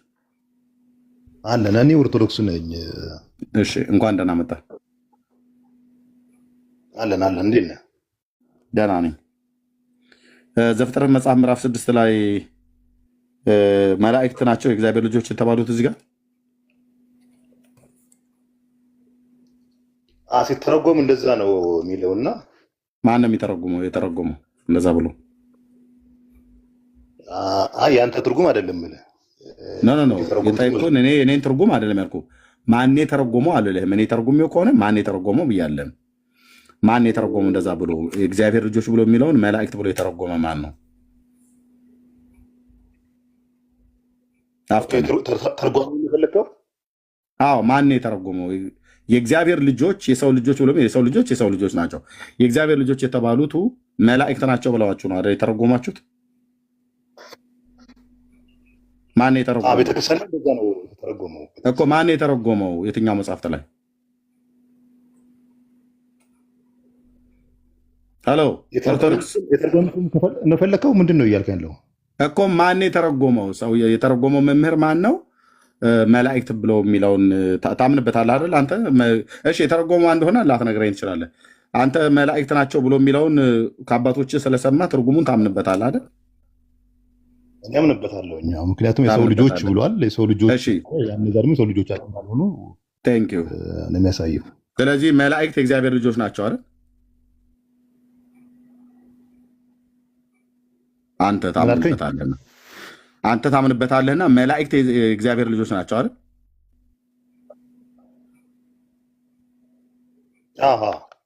ኦኬ ቴንክ ዩ። እዚሁ ክፍል ላይ ዕብራውያን መልእክት መጽሐፍ ምዕራፍ 1 ላይ እንሄዳለን።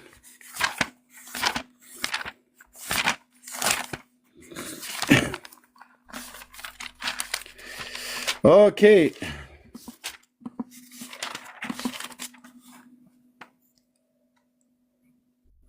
ምን ይላል እዚህ ጋር?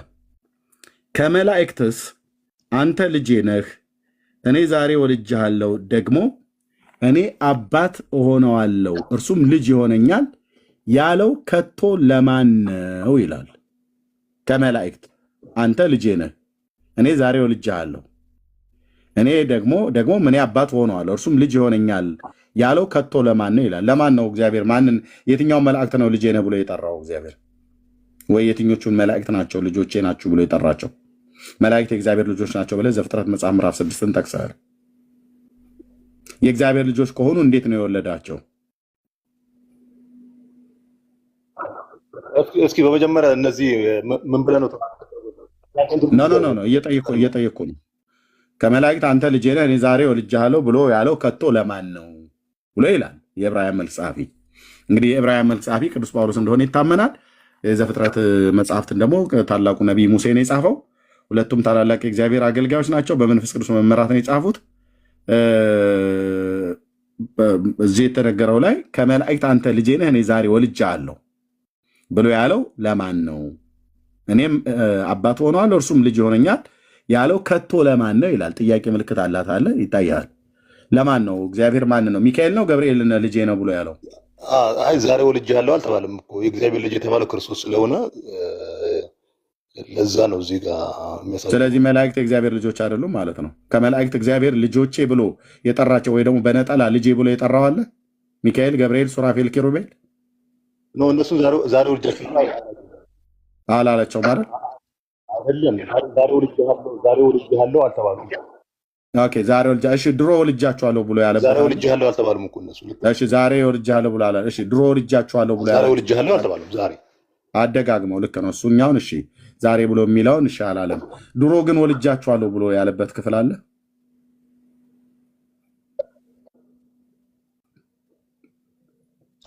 መባል አለበት እንዴ? እየጠየኩ ነው እኮ። ከመላእክት አንተ ልጄ ነህ እኔ ዛሬ ወልጃለሁ ብሎ ዛሬ ብሎ የሚለውን አላለውም ብለህ ካልክ ድሮ ወልጃቸዋለሁ ብሎ ያላቸዋለ? እግዚአብሔር መላእክትን እንዴት እግዚአብሔር መላእክትን ቆይ እግዚአብሔር መላእክትን እንዴት አድርጎ እንደማመጣው ወንድማችን እግዚአብሔር መላእክትን እንዴት አድርጎ ነው እየተደማመጠን እግዚአብሔር መላእክትን እንዴት አድርጎ ነው የወለዳቸው? ልጅ የሚባለው በመውለድ ብቻ ነው እንዴ? አዎ በመወለድ ነው። እኛ ተወልደን ነው ታዲያ እግዚአብሔር ወልዶን ነው ልጅ የተባልነው እንዴ? ታዲያ እኔ እግዚአብሔር ወልዶኝ ነው ልጅ የሆንኩት። እኔ እግዚአብሔር ልጅ ነኝ። አንተ እግዚአብሔር ልጅ አይደለህም አይደል? እኔ እግዚአብሔር ልጅ ነኝ። ግን አየው ታዲያ ወልዶ ሳይወልድ ነው እግዚአብሔር ልጅ የሆንከው። መውለድ ማለት እኮ አንተ እኮ ለዚህ ህዝብ ነው። አንድ ወንድማችን ለዚህ ህዝብ ነው ወንጌል አትስበኩ ብላችሁ የምትሉት ወንድሞች እናቶች።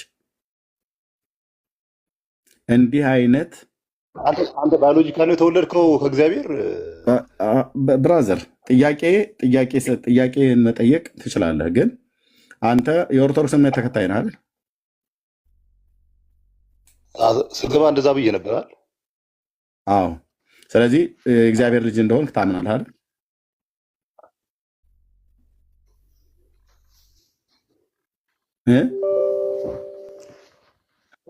አምናለሁኝ። እግዚአብሔር እንዴት ነው የወለደህ? ኮሜንት ዝጉልኝ። ኦኬ፣ እስኪ እግዚአብሔር እንዴት ነው የወለደህ?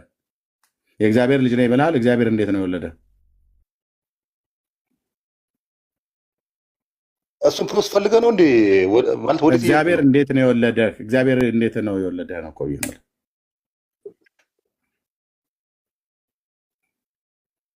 እሺ፣ እግዚአብሔር ዳግመኛ መወለድ እንዳለብን ክርስቶስ እንዴት ነው የወለደህ ብዬ ስልህ ዳግመኛ መወለድ እንዳለብን ነግሮናል። እንዴት ነው የወለደህ? አወላለዱ እንዴት ነው? ኦኬ፣ በመንፈስ ነው። እሱ በመንፈስ ነው። መቼ ነው የወለደህ? በክርስቶስ አምነህ ስትጠመቅ ነው። በክርስቶስ አምነህ ስትጠመቅ። በክርስቶስ አምነህ ነው የተጠመቀው አንተ? ዳይቨርት እያደረከው ነው እንዴ? በክርስቶስ አምነህ ነው ወይ የተጠመቀው? ምንም ዳይቨርት እያደረኩት እና ታብራራለንም። እነዛን ነው በክርስቶስ አምነህ ነው ወይ የተጠመቀው?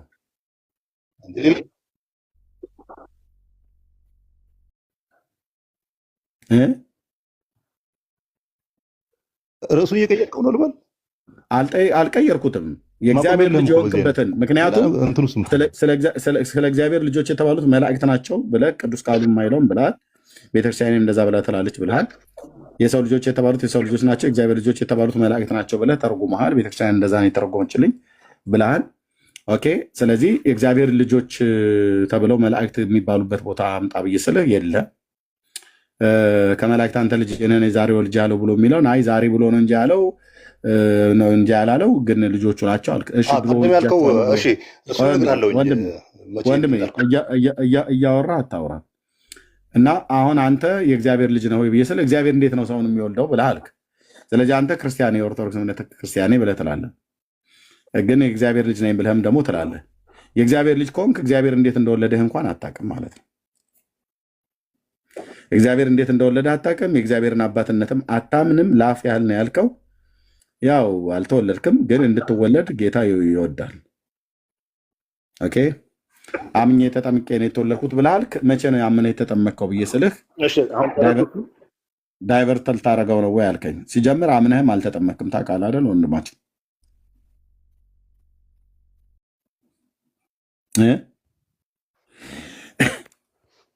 ከኦርቶዶክስ 95 በመቶ የሚሆነው ሰው መቼ ነበር የሚጠመቀው? አድምጠኝ። 95 በመቶ የሚሆነው ጥያቄ ስጠይቀህ መልስ አትጠይቀኝ። መልስ ከሰጠኸኝ ስጠኝና ከአይ የለኝም መልስ ብለህ ካልከኝ ግን በቅንነት እነግርሃለሁ። ኦኬ። እና መጽሐፍ ቅዱሳችሁን አታውቁትም። በጥስጣሽ የሆኑ ጥቅሶችን ትይዙና እዛ ላይ ቆማችሁ እዛ ላይ ቆመው መምህራኖቻችሁ ያወሩትን እሱን ትሰሙና ክፍሉን ገብታችሁ በደንብ አታጠኑትም። ከዛ ትመጡና መላእክት የእግዚአብሔር ልጆች ናቸው ብላችሁ ትላላችሁ። እና መላእክት የእግዚአብሔር ልጆች ተብለው ስለተባሉ አሁን መጥቆራ የተባለው ቅድም ያያችሁት ጋኔን አባቱ ፈረጎ የሚባል የአየር ላይ ጋኔን ነው። ጋኔንን ወለደ ከሰው። ይሄ ነው የሚታመነው በኢትዮጵያ ኦርቶዶክስ ተዋሕዶ ቤተክርስቲያን። ህዳር 29 ቀን ጋኔኑ ይከበራል፣ በታላቅ ድምቀት ይከበራል። ስለዚህ ቅዱስን አልተቀበለው ማለት ሲሰማው ፊቱን አይተኸዋል? እዛ ቪዲዮ ላይ ምን አልከኝ? ምን አልከኝ? ኦሪት ዘፍጥረት 6 ላይ ያለውን አትቀበለውም ነው? ተውከው። እነማን ናቸው ብለህ አልከኝ አይደል? እኔን ሰማኝ። ጴንጤ ቤት ነው የመጣኸው። እነዚህ የእግዚአብሔር ልጆች ለምንድን ነበር ግዙፍ ሰው የወለዱት? አድምጠኝ። ከሌሎች ሰዎች ካልሆነ ታች ትወርዳለህ። ብራዘር ጥያቄ ጠይቀሃል አይደል? እያወራሁ ነው። ለምንድን ነበር አጫጭር ሆኑ ወፋፍራም ሆኑ ገዘፉ? አይደለም ቁመታቸው ላይ አይደለም። አሁን በመጀመሪያ የእግዚአብሔር ልጆች የተባሉት እነማን ናቸው ብለህ አልከኝ አይደል? እነዚህ የእግዚአብሔር ልጆች የተባሉቱ የእግዚአብሔር መንፈስ ያለባቸው ሰዎች ናቸው። የታለ የእግዚአብሔር መንፈስ ያለባቸው ሰዎች ናቸው ብሎ የሚለው ብለህ ካልከኝ የሰው ልጆች የተባሉቱ የእግዚአብሔር መንፈስ የሌለባቸው ሰዎች ናቸው። የእግዚአብሔር ልጆች የተባሉቱ ግን የእግዚአብሔር መንፈስ ያለባቸው ሰዎች ናቸው። ሁለቱም ሰዎች ናቸው። ግማሾቹ የእግዚአብሔር መንፈስ የሌለባቸው የሰው ልጆች ተብለው ተጠርተዋል። የእግዚአብሔር መንፈስ ያለባቸው ግን የእግዚአብሔር ልጆች ተብለው ተጠርተዋል። የቱ ጋር እንደዚያ ይላል? የእግዚአብሔር ልጆች ብሎ የሚለውን ይሄው እዚህ ጋር ይዩት ወንድሞች እናቶች። ኦኬ እግዚአብሔርም ቁጥር 3 መንፈሴ በሰው ላይ ለዘላለም አይኖርም፣ እርሱም ስጋ ነው፣ ዘመኖቹም 120 ዓመት ይሆናሉ አለ። አየ መንፈሴ ለዘላለም በሰው ላይ ምን አይኖርም። ኦኬ ዘመኑም ጥቂት ነው 120 ዓመት ይሆናልና ብሎ አለ ይላል። ይሄ የአምላክ የእግዚአብሔር መንፈስ የነበረባቸው ሰዎች ናቸው እግዚአብሔር ልጆች የተባሉት እንጂ መላእክት አይደሉም። ከየት ወዴት አገናኝታችሁ ነው የምታወሩት? መንፈሱማ ሁሉም ሰዎች ላይ እኮ እንደነበረ ነው። እዚህ የለም አይልም። ቃየል ላይ የእግዚአብሔር መንፈስ ነበር። አንድ ባንድ እያነበብ ነው እንሂድ። አድመጠኝ ብራዘር። ቃየልን ታውቀዋለህ? አልነበረም ይላል። ቃየልን ታውቀዋለህ ወይ ወንድሜ? አውቀዋለሁ። ቃየል ላይ የእግዚአብሔር መንፈስ ነበረ? አውቀዋለሁ። አልነበረም ይላል ወይ? አድምጠኝ፣ የጠየቅኩህን መልስልኝ። ቃየል ላይ የእግዚአብሔር መንፈስ ነበረ ወይ? በሁሉም ሰዎች ላይ አለ ብለሃል። ቃየል ላይ የእግዚአብሔር መንፈስ ነው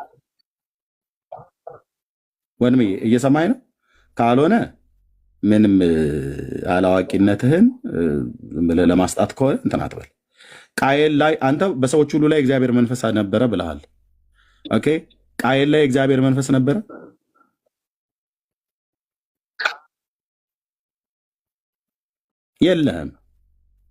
የለህም ብራዘር። እሺ በሌለህ ላይ ዝም ብሎ መድከም ነው የሚሆነው። እነኚህ ሰዎች ታውቃቸዋለህ? አዳም፣ ሴት፣ ሄኖስ፣ ቃይናን፣ መላልኤል፣ ያሬድ፣ ሄኖክ፣ መቱሳላ፣ ላሜህ፣ ኖህ ታውቃቸዋለህ? እነኚህ ሰዎች ምዕራፍ 10 ደግሞ እዚህ ደግሞ ስንሄድ ኖህ ሴምና ካም ያፌትን ወለደ። ከሴም ነገድ ደግሞ አርፋክስድ፣ ቃይናን፣ ሳላ፣ ኤቦር፣ ፋሌቅ፣ ራግው፣ ሴሮህ፣ ናኮር፣ ታራን፣ አብርሃም። እነዚህ ታውቃቸዋለህ? እነዚህ ሰዎች ኦኬ። እነዚህ ሰዎች እነዚህ አባቶች የዘር ሐረግ ናቸው። አቤት ወንድሞቼ፣ የእግዚአብሔርን ቃል ከማያውቅ ትውልድ ጋራ ከመናገር የበለጠ የሚያደክም ነገር የለም። ወንድምነት ዳኒ ካለ ተቀበለኝ። የስ ወንድምነት አለው ተቀበለኛ። ቴንክ አለው ጸጋ ይብዛል። እውነት ነው። በተለይ ደግሞ ለማወቅ እንኳን ሬዲ ካልሆነ ሰው ጋር ቢያንስ አለማወቁን አይቶ እንደው ለማወቅ በጣም አድካሚ ነው እና አትሊስት አለማወቅን ማወቅ እንኳን ጥሩ ነገር ነው እና ጸጋ ይብዛል። እሺ ወዳጄ ከኦርቶዶክስ ነው የመጣው አይደል?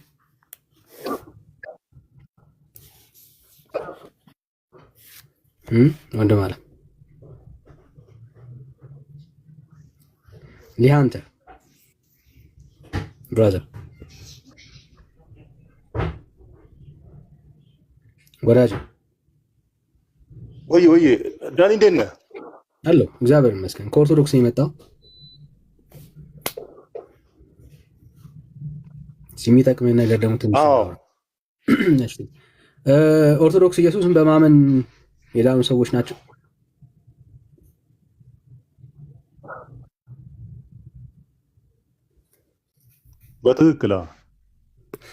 በትክክል ኢየሱስን በማመን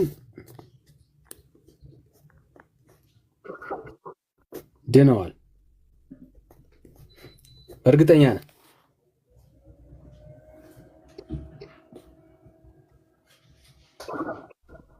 እስኪ ዳኒ አንድ ጥያቄ ልጠይቅ። እስኪ እርግጠኛ ነህ ወይ ብራዘር?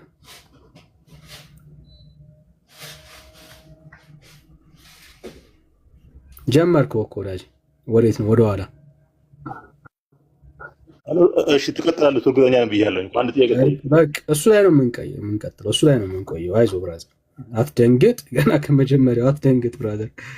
ችግር የለም። የሚያስደነግጥ መበርታት ነው። ቆይ አልጨረስንም። ስንጨርስ ደግሞ ትጠይቀኛለህ። በጣም ለመመለስ እርግጠኛ ነኝ ወዳጄ። እሺ ኢየሱስን በማመን ድነናል። እሺ አይ በኋላ ደነግጥልሃለሁ፣ ግን አሁን እንትን ልበላ። አንድ ጥያቄ ልጠይቅ። አሁን ገና ጥያቄ ስትጀምር ገና የመጀመሪያ ጥያቄ ላይ መደንገጥ የለብህም ወዳጄ። አሁን ሀሳብ ላይ እንቆይ፣ እንቀጥል። እንዳልዳንክ ላሳየህ። አሁን አልደነገጥኩም። ቆይ በኋላ አልደነገጥኩም እኮ እንዳልዳንክ ላሳየህ። አሁን አልቀበልህም ጥያቄ ብራዘር። ገና ይሄ የመጀመሪያ ጥያቄ ነው። ገና ነው። ስንጨርስ ደግሞ ጠይቀኛለህ። ችግር የለም መልስልሃለሁ። እንደ አንድ ኦርቶዶክሳዊ ኢየሱስን በማመን ድኛለሁ ብላ ድኛለሁ ስትል ምን እያልከኝ ነው ያለው? ልጻፍልህ እንዳትክደው በኋላ።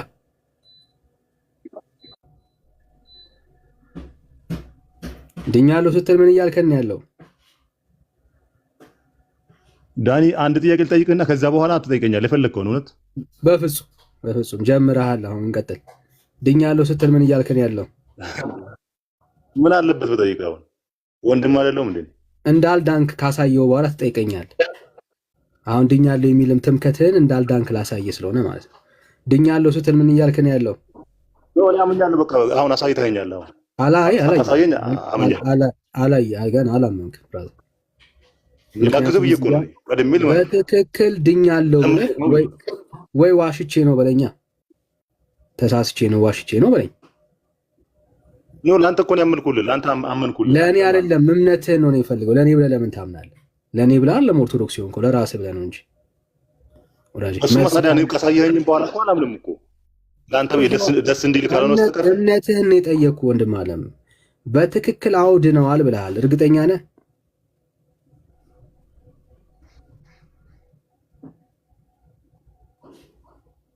የኔ መልስ ነው የፈለግከው? ለአንተ የሚሆን መልስ ልመልስልህ። እምነትህን ብራዘር። ልክ ነው ወይ? እርግጠኛ ነው ወይ? ድነዋል አለን ብራዘር። ድነዋል ማለት ምን ማለት ነው? ከምንድን ነው የዳንከው? ሲኦል ከመግባት ነው። ሲኦል ከመግባት አጭር አድርገው ብዬ ነው። እንዲህ ነው እንደዛ ነው ማብራራት ምናምን ጊዜ ከመውሰድ። እሺ ሰምታችሁታል። ኦኬ ሲኦል ከመግባት ነው የዳንከው። ጽፌልሃለሁ በደንብ ወዳጃችን። ሲኦል ከመግባት ነው የዳነው እንዳትረሱ። አሁን ሲኦል አይገባም ማለት ነው። ኦኬ ሲኦል እንዳትገባ ወይ ደግሞ ከሲኦል የዳንከው ምን አድርገን? አመኜ ተጠምቄ ስጋና ደሞ ስጪ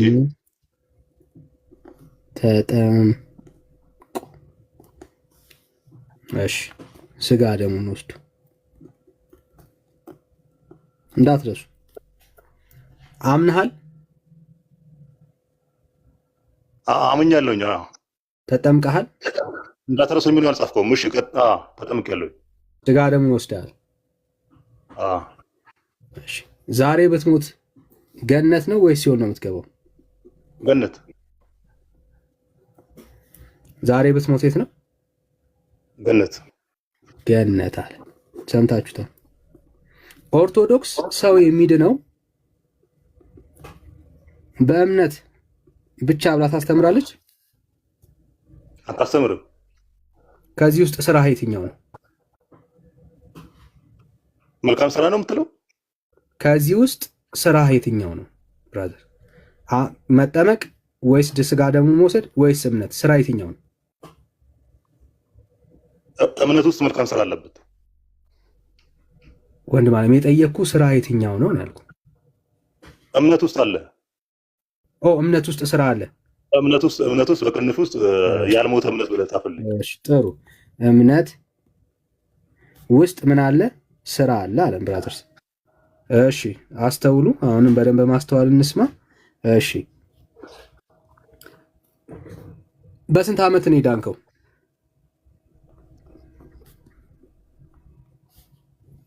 ኦኬ እሱን ነበር ቅድም ጠይቀኝ ነበር። አንተ በስንት ዓመት ነበር የዳንከው? በስንት ዓመት ነው የዳንከው ብራዘር? አሁን አንተ ነህ የተጠየቀው። ይሄን አልመልስልህም። ቅድም አንተ ጠይቀኝ ነበር። አይመልስም።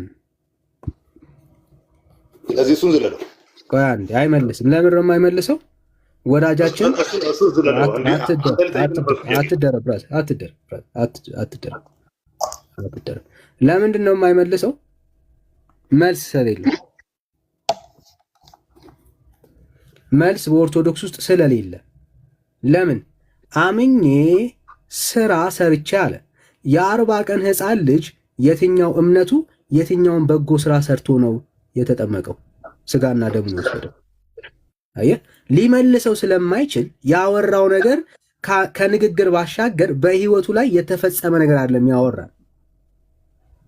እንደ አንድ ኦርቶዶክሳዊ ምግባር ሰርቶ እምነት ኖሮት ኢየሱስ ጌታ እንደሆነ ተቀብሎ አምኖ በጎ ስራ ሰርቶ አይደለም በ40 ቀኑ የተጠመቀው። በ40 ቀን ሲጠመቅ ስራ የለው፣ እምነት የለው።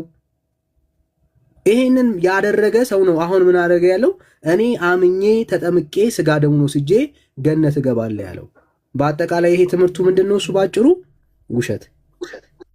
በቃ በቀይ ብጽፈው ጥሩ ነበር። ስለዚህ ያልኖረበት ህይወት ማለት ነው። ሶ እንደ አንድ ኦርቶዶክሳዊ ያልኖረበትን መልስ የሌለውን ሐሳብ ሳያምን ተጠምቆ ቁርባን ወስዶ ድኛለሁ ያለበት ውሸት ነው። በንግግሩ መሰረት መልስ የለውም። አልመልስም ብሎ ነው የዘለለው። እኔ ግን መለስኩለት። መልስ ስለሌለው ድኛለሁ ያለው ትምህርቱ ሁሉ ያልዳነ ህይወት ነው ማለት ነው ያለው ወዳጃችን። እሺ ጥያቄን ጠይቀው። ኦኬ ጨረስክ? ጥያቄ ጠይቅ ብራዘር። አንተ የለህማ። ከሌለ ምኑን ልቀጥል? ኦኬ ጠይቀህ እኔ ደግሞ ጠይቀኝ እኮ አልኩህ፣ እድል ሰጠው። ቴንክ ዩ።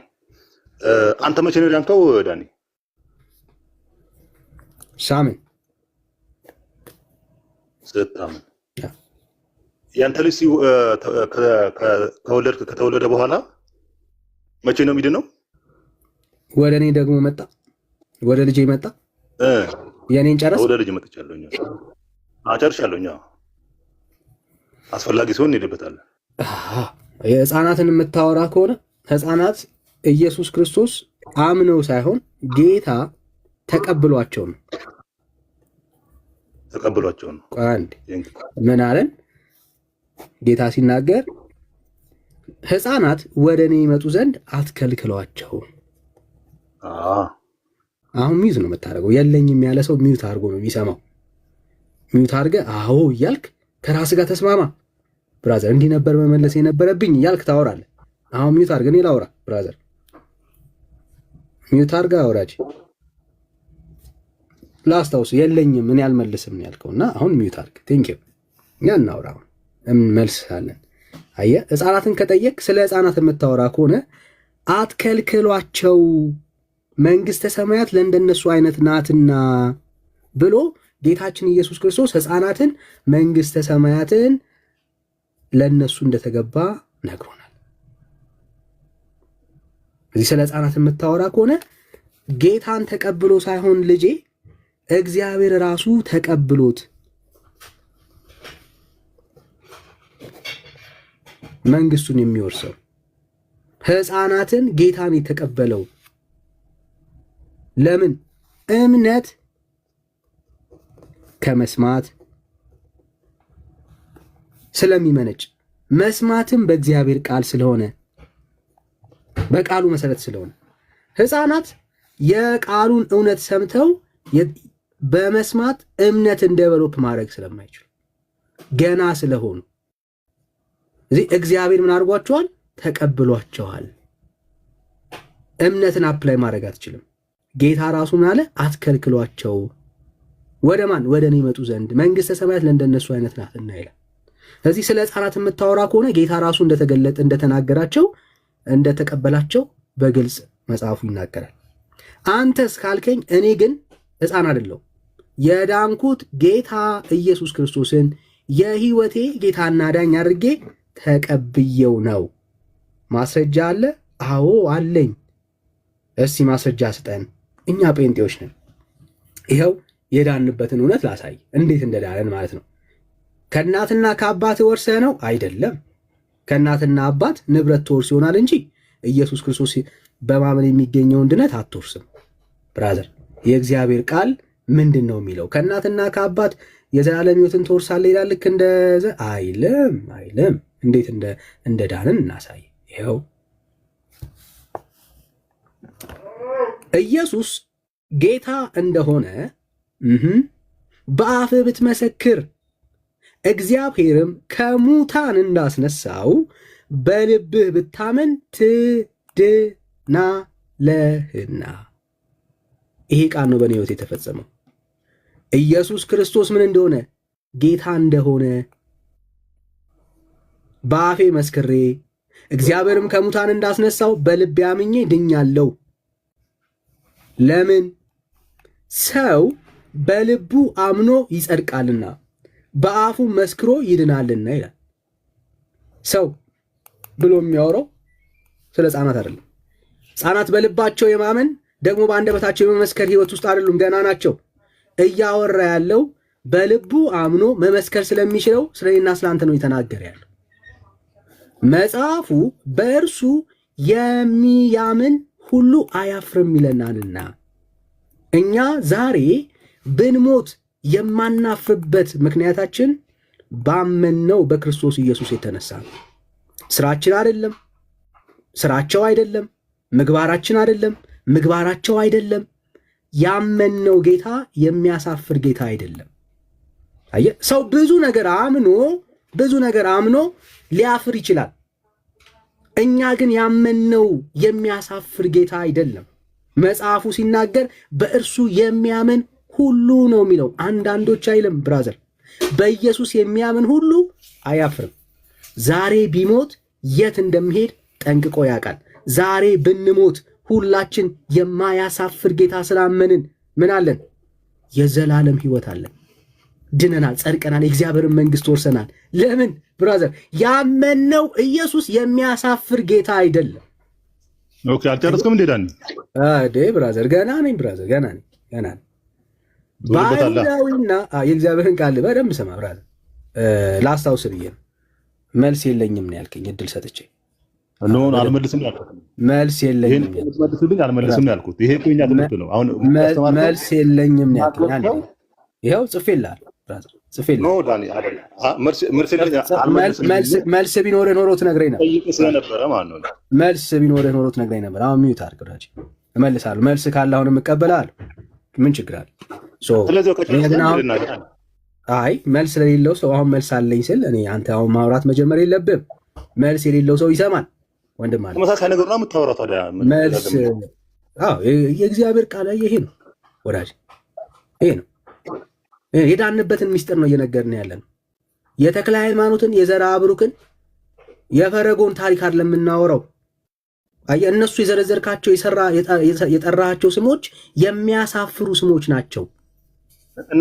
አሁን ማወራህ ብራዘር፣ አንዴ ሚውት አድርግ ወዳጅ። አሁን የጠራውልህ ስም የማያሳፍር ስም ነው። ሊሰለች ይችላል ብራዘር፣ ልረዳህ አልችልም። ለእኛ ግን አይሰለቸንም። ረዘመብህ? አዎ እንደውም አጠረብን ብራዘር። 24 ሰዓት ስለዚህ ጌታ ብናወራ አያጥርብንም፣ አይረዝምብንም ብራዘር። ይኸው በአይሁድና በግሪክ ሰው ልዩነት የለምና አንዱ ጌታ የሁሉ ጌታ ነውና ለሚጠሩት ሁሉ ባለጠጋ ነው። እንዴት ነው ዳኒ የዳንከው ካልከኝ፣ በምጠራው ጌታ። ማን? የናዝሬቱ ኢየሱስ፣ የነገስታት ንጉሥ፣ የጌቶች ጌታ ይባላል።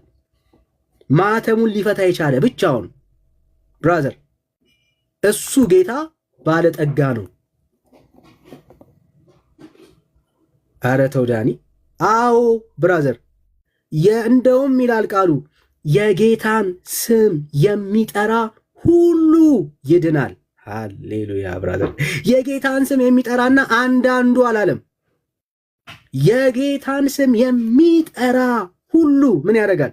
ይድናልና። እኛ ጴንጤዎች የጠራነው ኢየሱስ ጌታችን አምላካችን መድኃኒታችን ስለሆነ ብራዘር እንደምንድን እርግጠኛ ነን። ለምን? ከጠራነው ስም የተነሳ እሱ አምላክ ስለሆነ ጌታ ስለሆነ ንጉሥ ስለሆነ። ብራዘር አረ ተው፣ ይሄ እኮ አዲስ ትምህርት ነው፣ በአዲስ ኪዳን ነው ይሄ ሁሉ የመጣው ካልከኝ አይደለም። ይሄ ቁጥር 32 ላይ እንደዚህ ይላል። ይሄ አባቶች የተከተሉት እምነት ነው።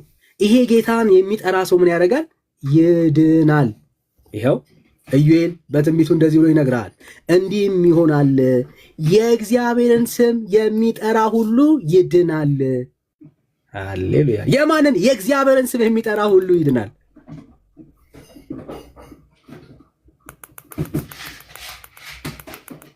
ያመነው ጌታ ስሙን በመጥራት ሰዎች የሚድኑበት ጌታ ነው። የሚያሳፍር ጌታ አይደለም፣ የሚያዝ ነው። ከዚህ የተነሳ አንድ ጴንጤን ስትጠይቀው ዛሬ ብትሞት የት ትገባለህ ስትለው ገነት ይልሃል። ከምን የተነሳ? ምን አድርገ? እንዴት ሆነ?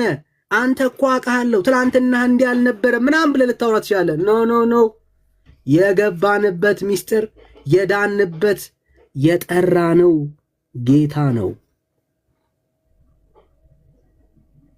እሱን ስለጠራን በእሱ ላይ እምነት ስላለን ያዳንን እሱ ነው። ይሄው ነው። እኔም አምንበታለሁ ስትል ሰምቻለሁ። ልቀጥላ ጥያቄን።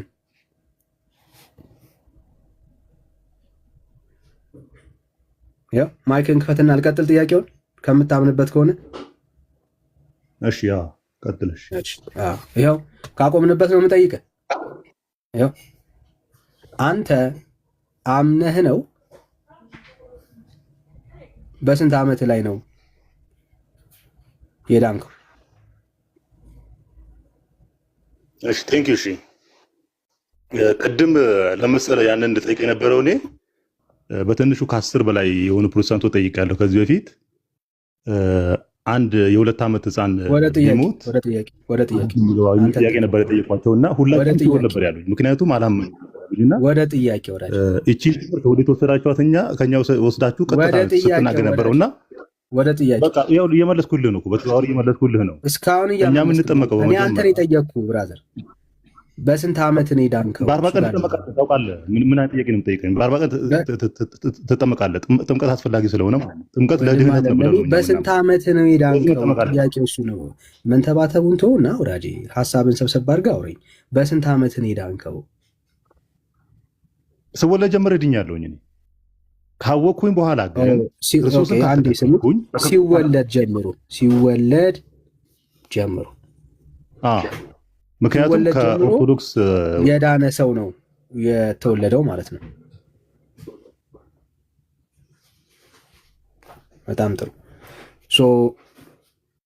ስትወለድ ጀምሮ አንተ የእግዚአብሔር ልጅ ነህ ማለት ነው።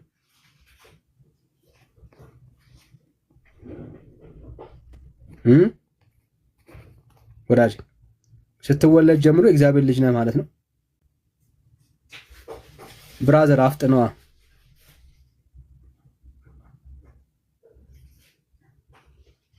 ወዳጅ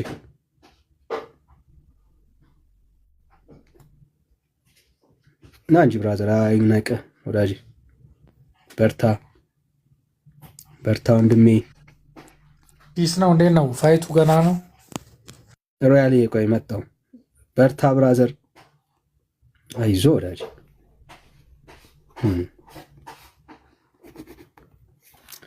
ኦርቶዶክስ እንደ ዳነ ሰው ነው አክት የሚያደርገው ብራዘር። የሚያሳዝን እኔ ነው። እንደ ዳነ ሰው አክት አታድርጉ። አየ የዳነ ሰው ልክ እንደዚህ የዳንበትን ሚስጥር ስናወራ አይተዋል። ይኸው በእግዚአብሔር ቃል ማስረጃ እያቀረብን እንዴት እንደዳንኩኝ ዛሬ እንኳን ብሞት የት ገነት እንዴት እንደምገባ ድፍረቴን ሁሉ ነግረሃል። ለምን? የዳንኩበት እውነት ግልጽ ስለሆነ ማለት ነው። አንተ ኦርቶዶክሳዊ የሆነ ኢየሱስ ክርስቶስን በማመን ግን እንዳልዳንክ አሳያለሁ። እኔ ኦርቶዶክሳዊ ነኝ፣ ኢየሱስን በማመንማ ድኛለሁ የሚል ኦርቶዶክስ ካለ ሌላ ተረኛ ካለ እንቀበላለን። ሌላ ተረኛ ካለ ማለት ተረኛ ካለ እንቀበላለን። እሺ አይዞ ግን ወዳጄ፣ እሺ አይዞ። ሳትድኑ ድናችኋል እያሉ መከራችሁን አበሏችሁ። እሺ ሰላም ዮዲ ጤና ይስጥልን። እንዴት ናችሁ? እግዚአብሔር ይመስገን። እኔ እንኳን ከዚህ በፊት ሰማችሁ ነበር ዝም ብዬ እንደዚሁ። እሺ ብዙ ነገሮች መልስ እያገኘሁ ነው። እንደዚህ ገብቼ እንኳን አውርቼ አላውቅም፣ ግን ብዙ ነገሮችን መልስ እያገኘሁ ነው። አሁን ትንሽ ግራ ይገባኝ። እሺ ያዕቆብ ላይ ስለ ስራም ይናገራል፣ ስለ እምነትም ይናገራል። ያዕቆብ መልእክት ማለት ነው።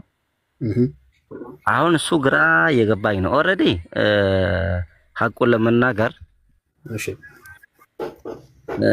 ይመስለኛል አሁን ሐቁ እውነቱን የምናውቅበት የመጨረሻው ዘመን ይመስለኛል። እውነቱን የምናውቅበት እስካሁን በሃይማኖት ካባ በሃይማኖት ነጠላ ተሸፋፍነን ብዙ ያላወቅነው ነገር አለ። እኔ መጽሐፍ ቅዱስ እንዳነብ አይፈቀድልኝም ግልጹን ለመናገር። ኦኬ ወይ ከመብላቴ በፊት ጠዋት ተነስቼ ካልሆነ በስተቀር ከበላው በኋላ መጽሐፍ ቅዱስ እንዳነብ አልተማርኩም፣ እንዳደርግም አይፈቀድልኝም።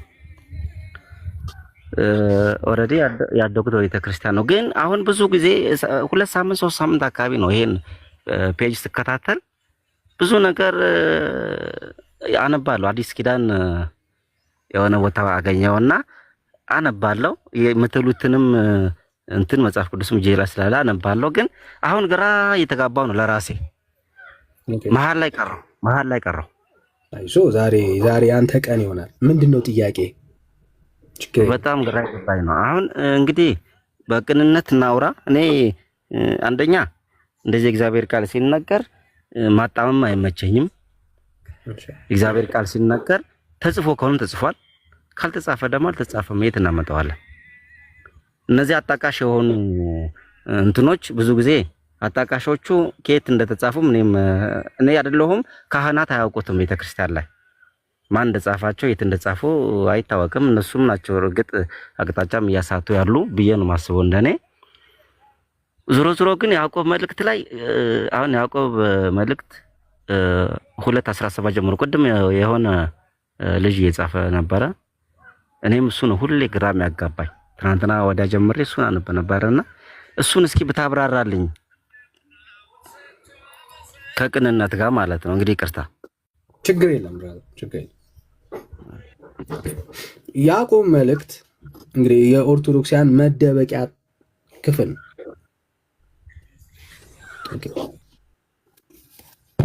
ያዕቆብ መልእክት የተጻፈው በደም ስሙ ለዳኑ ሰዎች ነው።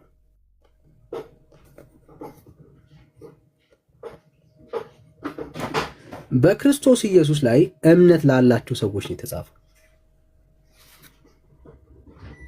በኢየሱስ ላይ እምነት ላላቸው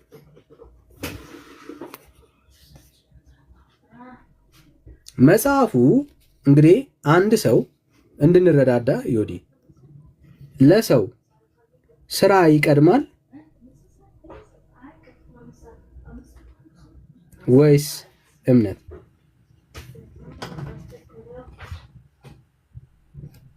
ያው ሰርተህ ነው እንጂ የምታምነው። መጀመሪያ ሰርተህ ነው ከዛ የምታምነው። አዎ ስራ ነው የሚቀድመው። ኦኬ መጽሐፍ ቅዱስ ውስጥ ግን እምነት ነው የሚቀድመው። ሰው መጀመሪያ ምን ያደርጋል? ያምናል። አምኖ ከዳነ በኋላ ስራን ይሰራል። ስራ ያላቸው አሁን ስራ ብለን የምንጠራቸውን ነገሮች የሚያደርጉ ሰዎች በጣም ብዙ ሰዎች አሉ በምድር ላይ። ስራ ያላቸው ሰዎች አሉ። ግን እምነት ስለሌላቸው እነኛ ሰዎች ቢሞቱ ስራቸው አያድናቸውም።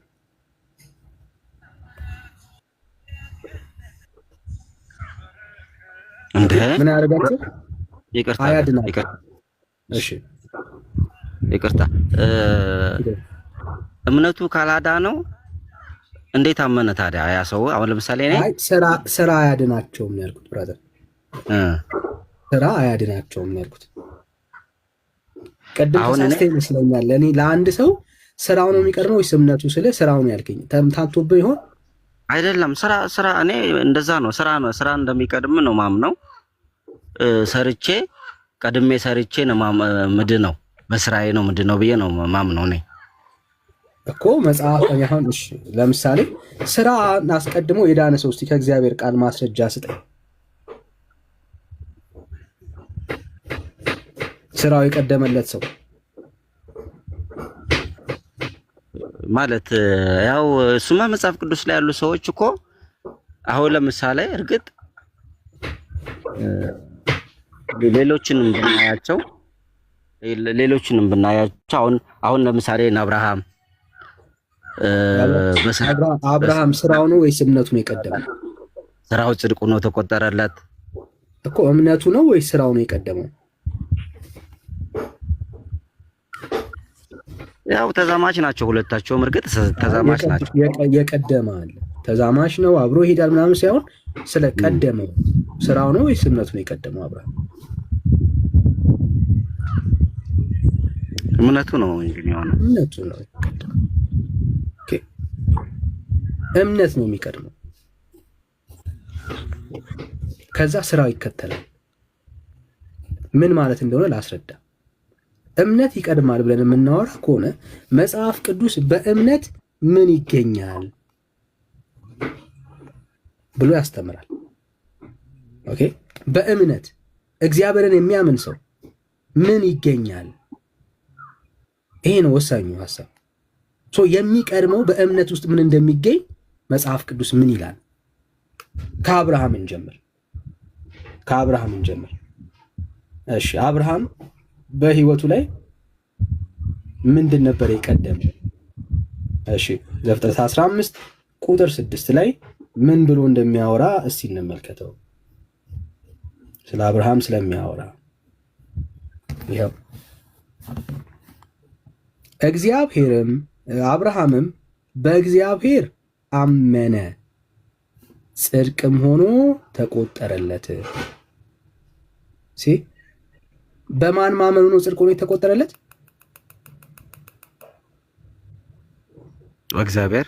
በእግዚአብሔር ማመኑ። ስራ የለም አብርሃም እዚህ ጋር የሰራው ስራ የለም። እግዚአብሔር ለአብርሃም ጽድቅ አድርጎ የቆጠረለት ምኑን ነው? እምነቱን ነው። በአብርሃም ህይወት ውስጥ ያለው የመጀመሪያው ነገር ምንድነው? እሱ እምነት ነው። እምነቱ ምን ሆኖ ተቆጠረለት? ጽድቅ ሆኖ ተቆጠረለት። የሰው የሚቆጠርለት አሁንም ክርስቲያን ሰው ሲሆን ምንድነው የሚቆጠርለት ነው በእግዚአብሔር ቃል ውስጥ። አሁንስ እኛ እግዚአብሔር ለአብርሃም እምነቱን ጽድቅ አድርጎ እንደቆጠረለት ለአብርሃም አሁንስ ለኛ እግዚአብሔር ምንድነው የሚቆጥርልን ነው። ይኸው አሁን ለአብርሃም ሳይሆን ለኔና ለአንተ ደግሞ እግዚአብሔር ምን እንደሚቆጥርልን ላሳይ እንዳትረሳ። ለአብርሃም ምን የተቆጠረለት? እምነቱ። ለእኛስ እግዚአብሔር ምናችንን ነው የሚቆጥረው? እስቲ ከእግዚአብሔር ቃል እንይ ምናችንን እግዚአብሔር እንደሚቆጥርልን። የእግዚአብሔር ቃል እንደዚህ ይላል። ወደ ሮሜ መጽሐፍ ውሰድ። ሮሜ ምዕራፍ 4 አንድ ድንቅ ሐሳብ አለ።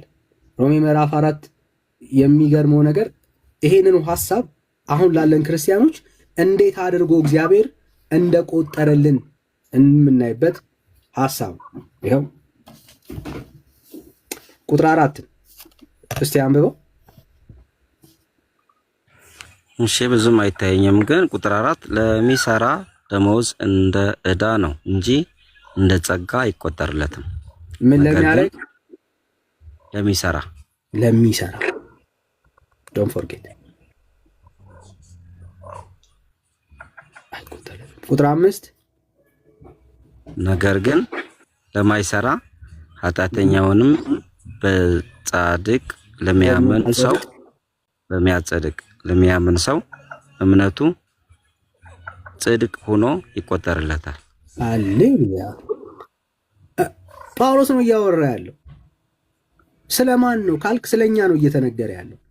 ነገር ግን ምን ለማይሰራ ስራ ለሌለው ሰው ማለት ነው። ኃጢአተኛውንም ነው የሚለው ባይዘው ለኃጢአተኛ ሰው። ኃጢአተኛ ስራ የለውም መቼስ። ኃጢአተኛውንም በሚያጸድቅ ለሚያምን ሰው እምነቱ ጽድቅ ሆኖ ይቆጠርለታል እያለን ያለው። ተቆጠረልን ለኛ። ለአብርሃም ምኑ ተቆጠረለት? ጽድቅ ሆኖ እምነቱ። እሺ ለኛ ምኑ ተቆጠረልን?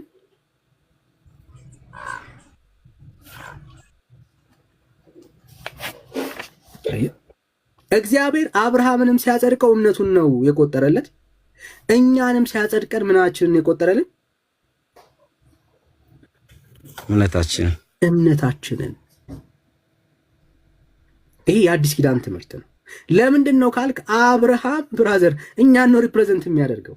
እግዚአብሔር ሰዎችን በእምነት እንደሚያጸድቅ ማሳያ ነው። አብርሃም ሰርቶ አይደለም የጸደቀው፣ እምነቱን ነው እግዚአብሔር ጽድቅ አድርጎ የቆጠረለት። ክርስትና ነው። እምነቱ ጽድቅ ሆኖ የተቆጠረለት ሰው ምን ተብሎ ይጠራል? የጸደቀ ሰው ምን ተብሎ ነው የሚጠራው? ጻድቅ።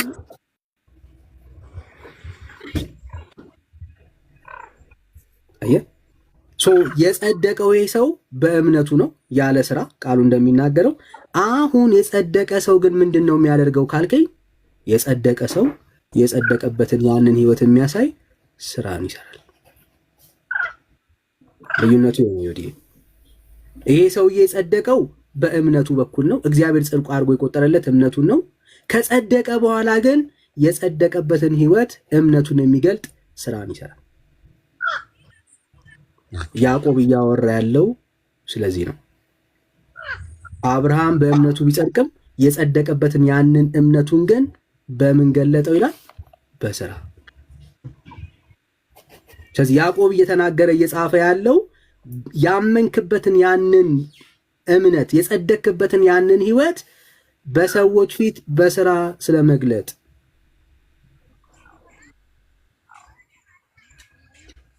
ያንን በስራ ስለመግለጥ የዳንክበትን የጸደቅበትን ህይወት ስለመኖር ነው የሚያወራው። ያዕቆብ ምንድን ነው እያለ ያለው? አዲስ የመዳኛ መንገድ እየሰበከ አይደለም ያለው። ኖ የዳነው የጸደቅነው በእምነት ብቻ ነው። በእግዚአብሔር ጸጋን የዳን ነው። ኢየሱስ ክርስቶስን አምነን ተቀብለን የዳን ነው። ያ የዳንበትን ምስጢር ግን የዳንና የጸደቀ ሰው ስራን በመስራት ይገልጠዋል። የዳንበት ምስጢር የሚታይ ስለሆነ ምን ማለት መሰለ፣ ባጭሩ በአይኔ ቻንስ አሞህ ያውቃል? ታመህ ተኝተህ ታውቃል? ወይ ሆስፒታል ሄደህ ታውቃል? ሰው ሲታምም በበሽታ ሲጠቃ በህይወቱ ላይ ምልክት አለው አይደል? ዶክተርም የሚጠይቅ መጀመሪያ ምልክቱን ነው አይደል? ለምሳሌ ምግብ አፒታይት ሊቀንስ ይችላል። አልጋ ላይ ትተኛ ይሆናል ማለት ይደክማል ማለት ነው። ሌላ ሰው የሚያደርገውን እንቅስቃሴ አንተ አታደርግም። ተኝታል ወይ ደግሞ አልጋ ላይ ወይም ደግሞ መንቀሳቀስ አትችልም። የሆነ ጤነኛ ሰው የሚያደርገውን ተግባር አታደርግም። ብዙ ምልክቶች አሉት። ያ የጤነኛ ሰው ምልክት አንተ ላይ አይታይም። ዶክተር ጋር ሄደ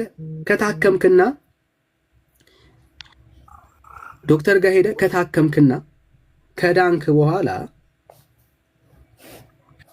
መድኃኒቱን ከወሰድክ በኋላ በዚሁ በሽታ ምልክት ብትቀጥል ማለት ከዳንክ በኋላ መድኃኒቱን ወስደ አሁንም ምተኛ ከሆነ አሁንም ምግብ አልበላልህ ብሎ ምግብ መብላት ቢያቅት መዳንን ምን ጠቀመክ?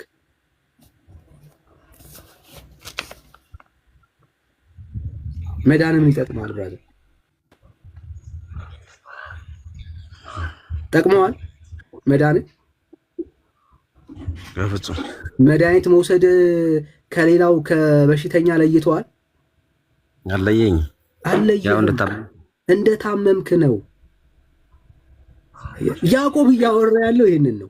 ኢየሱስ ክርስቶስን የህይወታችሁ ጌታና ዳኛ አድርጋችሁ ተቀብላችሁ ከዳናችሁ በኋላ በትላንትና የህይወታችሁ ምልልስ ብትቀጥሉ ታዲያ ኢየሱስ እናንተን ማዳኑ በህይወታችሁ ላይ ምን ለውጥ አመጣ? ዛሬም በኃጢአት ባርነት ውስጥ ካለ ዛሬም እግዚአብሔር በሚጠብቀው የህይወት ልክ መመላለስ የማትችል ከሆነ ታዲያ ድኛለሁ የምትለው ምኑ ጋር ነው? ያዕቆብ እሱን ነው እያወራ።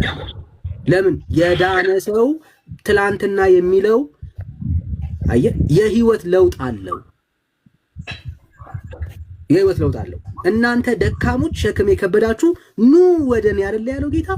ምን አደረገ? ላሳርፋችሁ አለ አየህ፣ አሁንም በሸክም አሁንም በቀንበር የምትኖር ከሆነ ኑ ያለህ ጌታ ጋር መተህ አላረፍክም ማለት ነው። አሁንም በሸክም የምትቀጥል ከሆነ ታዲያ መዳንህ ምኑ ጋር ነው ብራዘር? ሸክምህን ለጌታ አልሰጠውም ማለት ነው፣ አልቀለለህም ማለት ነው።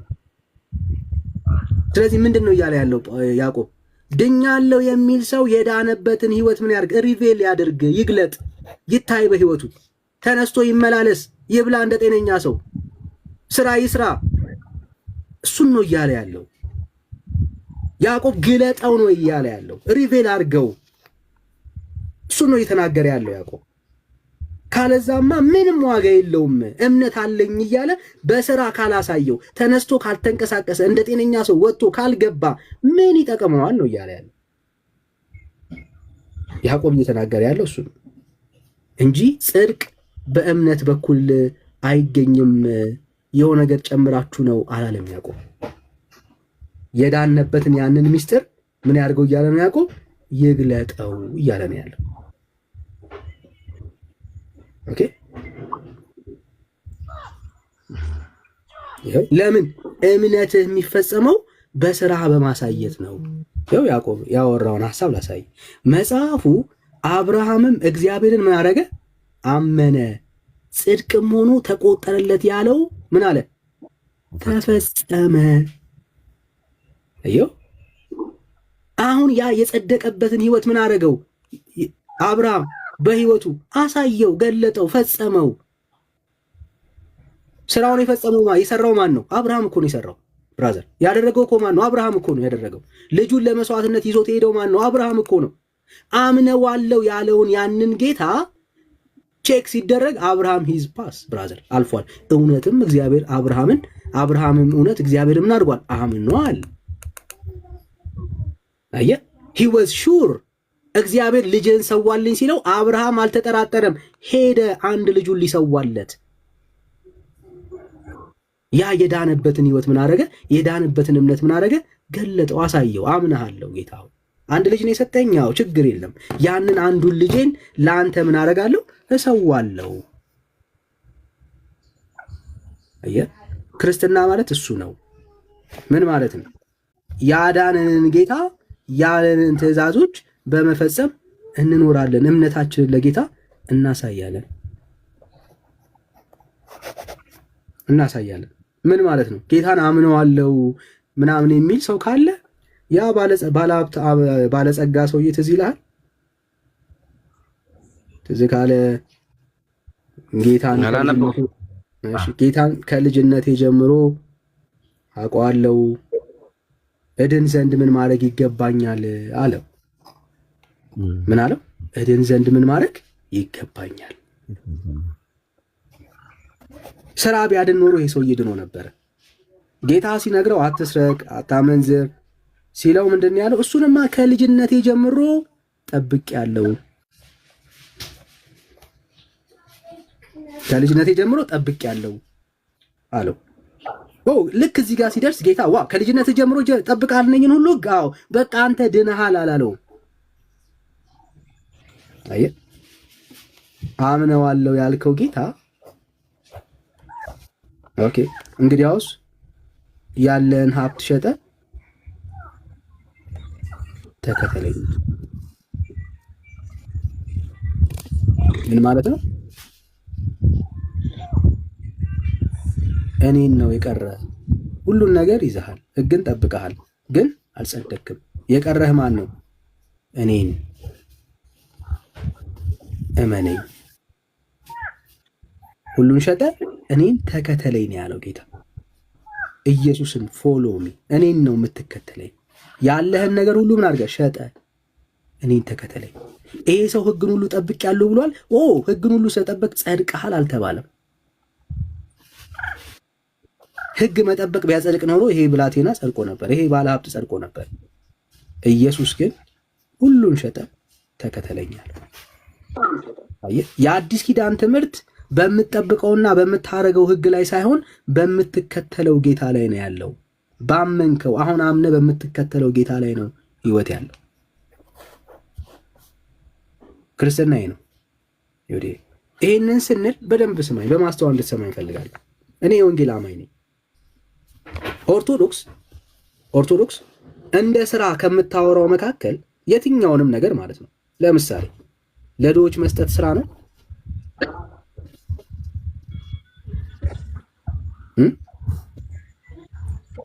ዮዴ ለድሆች መስጠት ስራ ነው።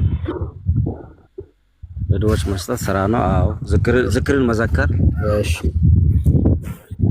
ለድሆች መስጠት። እሺ ድሃን ማብላት ማለት ነው። ድሃ ማብላት። እሺ የተቸገረን መጠየቅ። ላጡ ሰዎች መርዳት። የታሰረን መጠየቅ። የታሰረን መጠየቅ።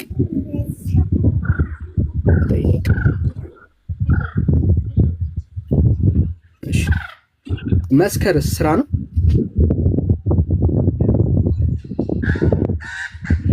መስከር ይሄማ ምን ስራ ነው? ስራ እሺ መዘሞትስ? አይ በጎ ስራውን እኮ ነው። አሁን እኮ መያዝ አለበት። በጎ ስራውን ነው። አሁን ለምሳሌ መስከር አሁን በዚህ ዘመን ላይ የሚሰክር እኮ ጴንጤም አለ፣ ሙስሊምም አለ፣ ኦርቶዶክስም አለ። እንግዲህ እንደ የእምነቱ ያውጣቸው። አሁን እዚህ ጋር ካራክተሩን የጠየቅኩ እነሱ ናቸው ወይ ያልኩ ነው አይደለም። በጎ የሆኑ ስራዎች፣ መልካም ስራዎች፣ ወደ እግዚአብሔር የሚያቀርቡ መልካም ስራዎች። ኦኬ አሁን በደምብ ስመሽ ለድሆች እንሰጣለን። ጾም፣ ጸሎት። ጴንጤ አይታማም፣ ይጸልያል፣ ይጾማል፣ ለድሆች ይሰጣል፣ የታመመ ይጠይቃል፣ የታሰረ እንጠይቃለን። አንድም ጴንጤ እነኚህ ስራዎችን መስራት የለባችሁም የሚል የለም። ለምሳሌ በሀገሪቷ ውስጥ እንኳን ከሚታወቅ ትልቅ ፕሮጀክት መካከል ከየትኛውም ቤተ እምነት ማለት ነው ለድሃ የቆመ ፕሮጀክት ለድሃ የቆመ ፕሮጀክት እንደ ጴንጤ የለም።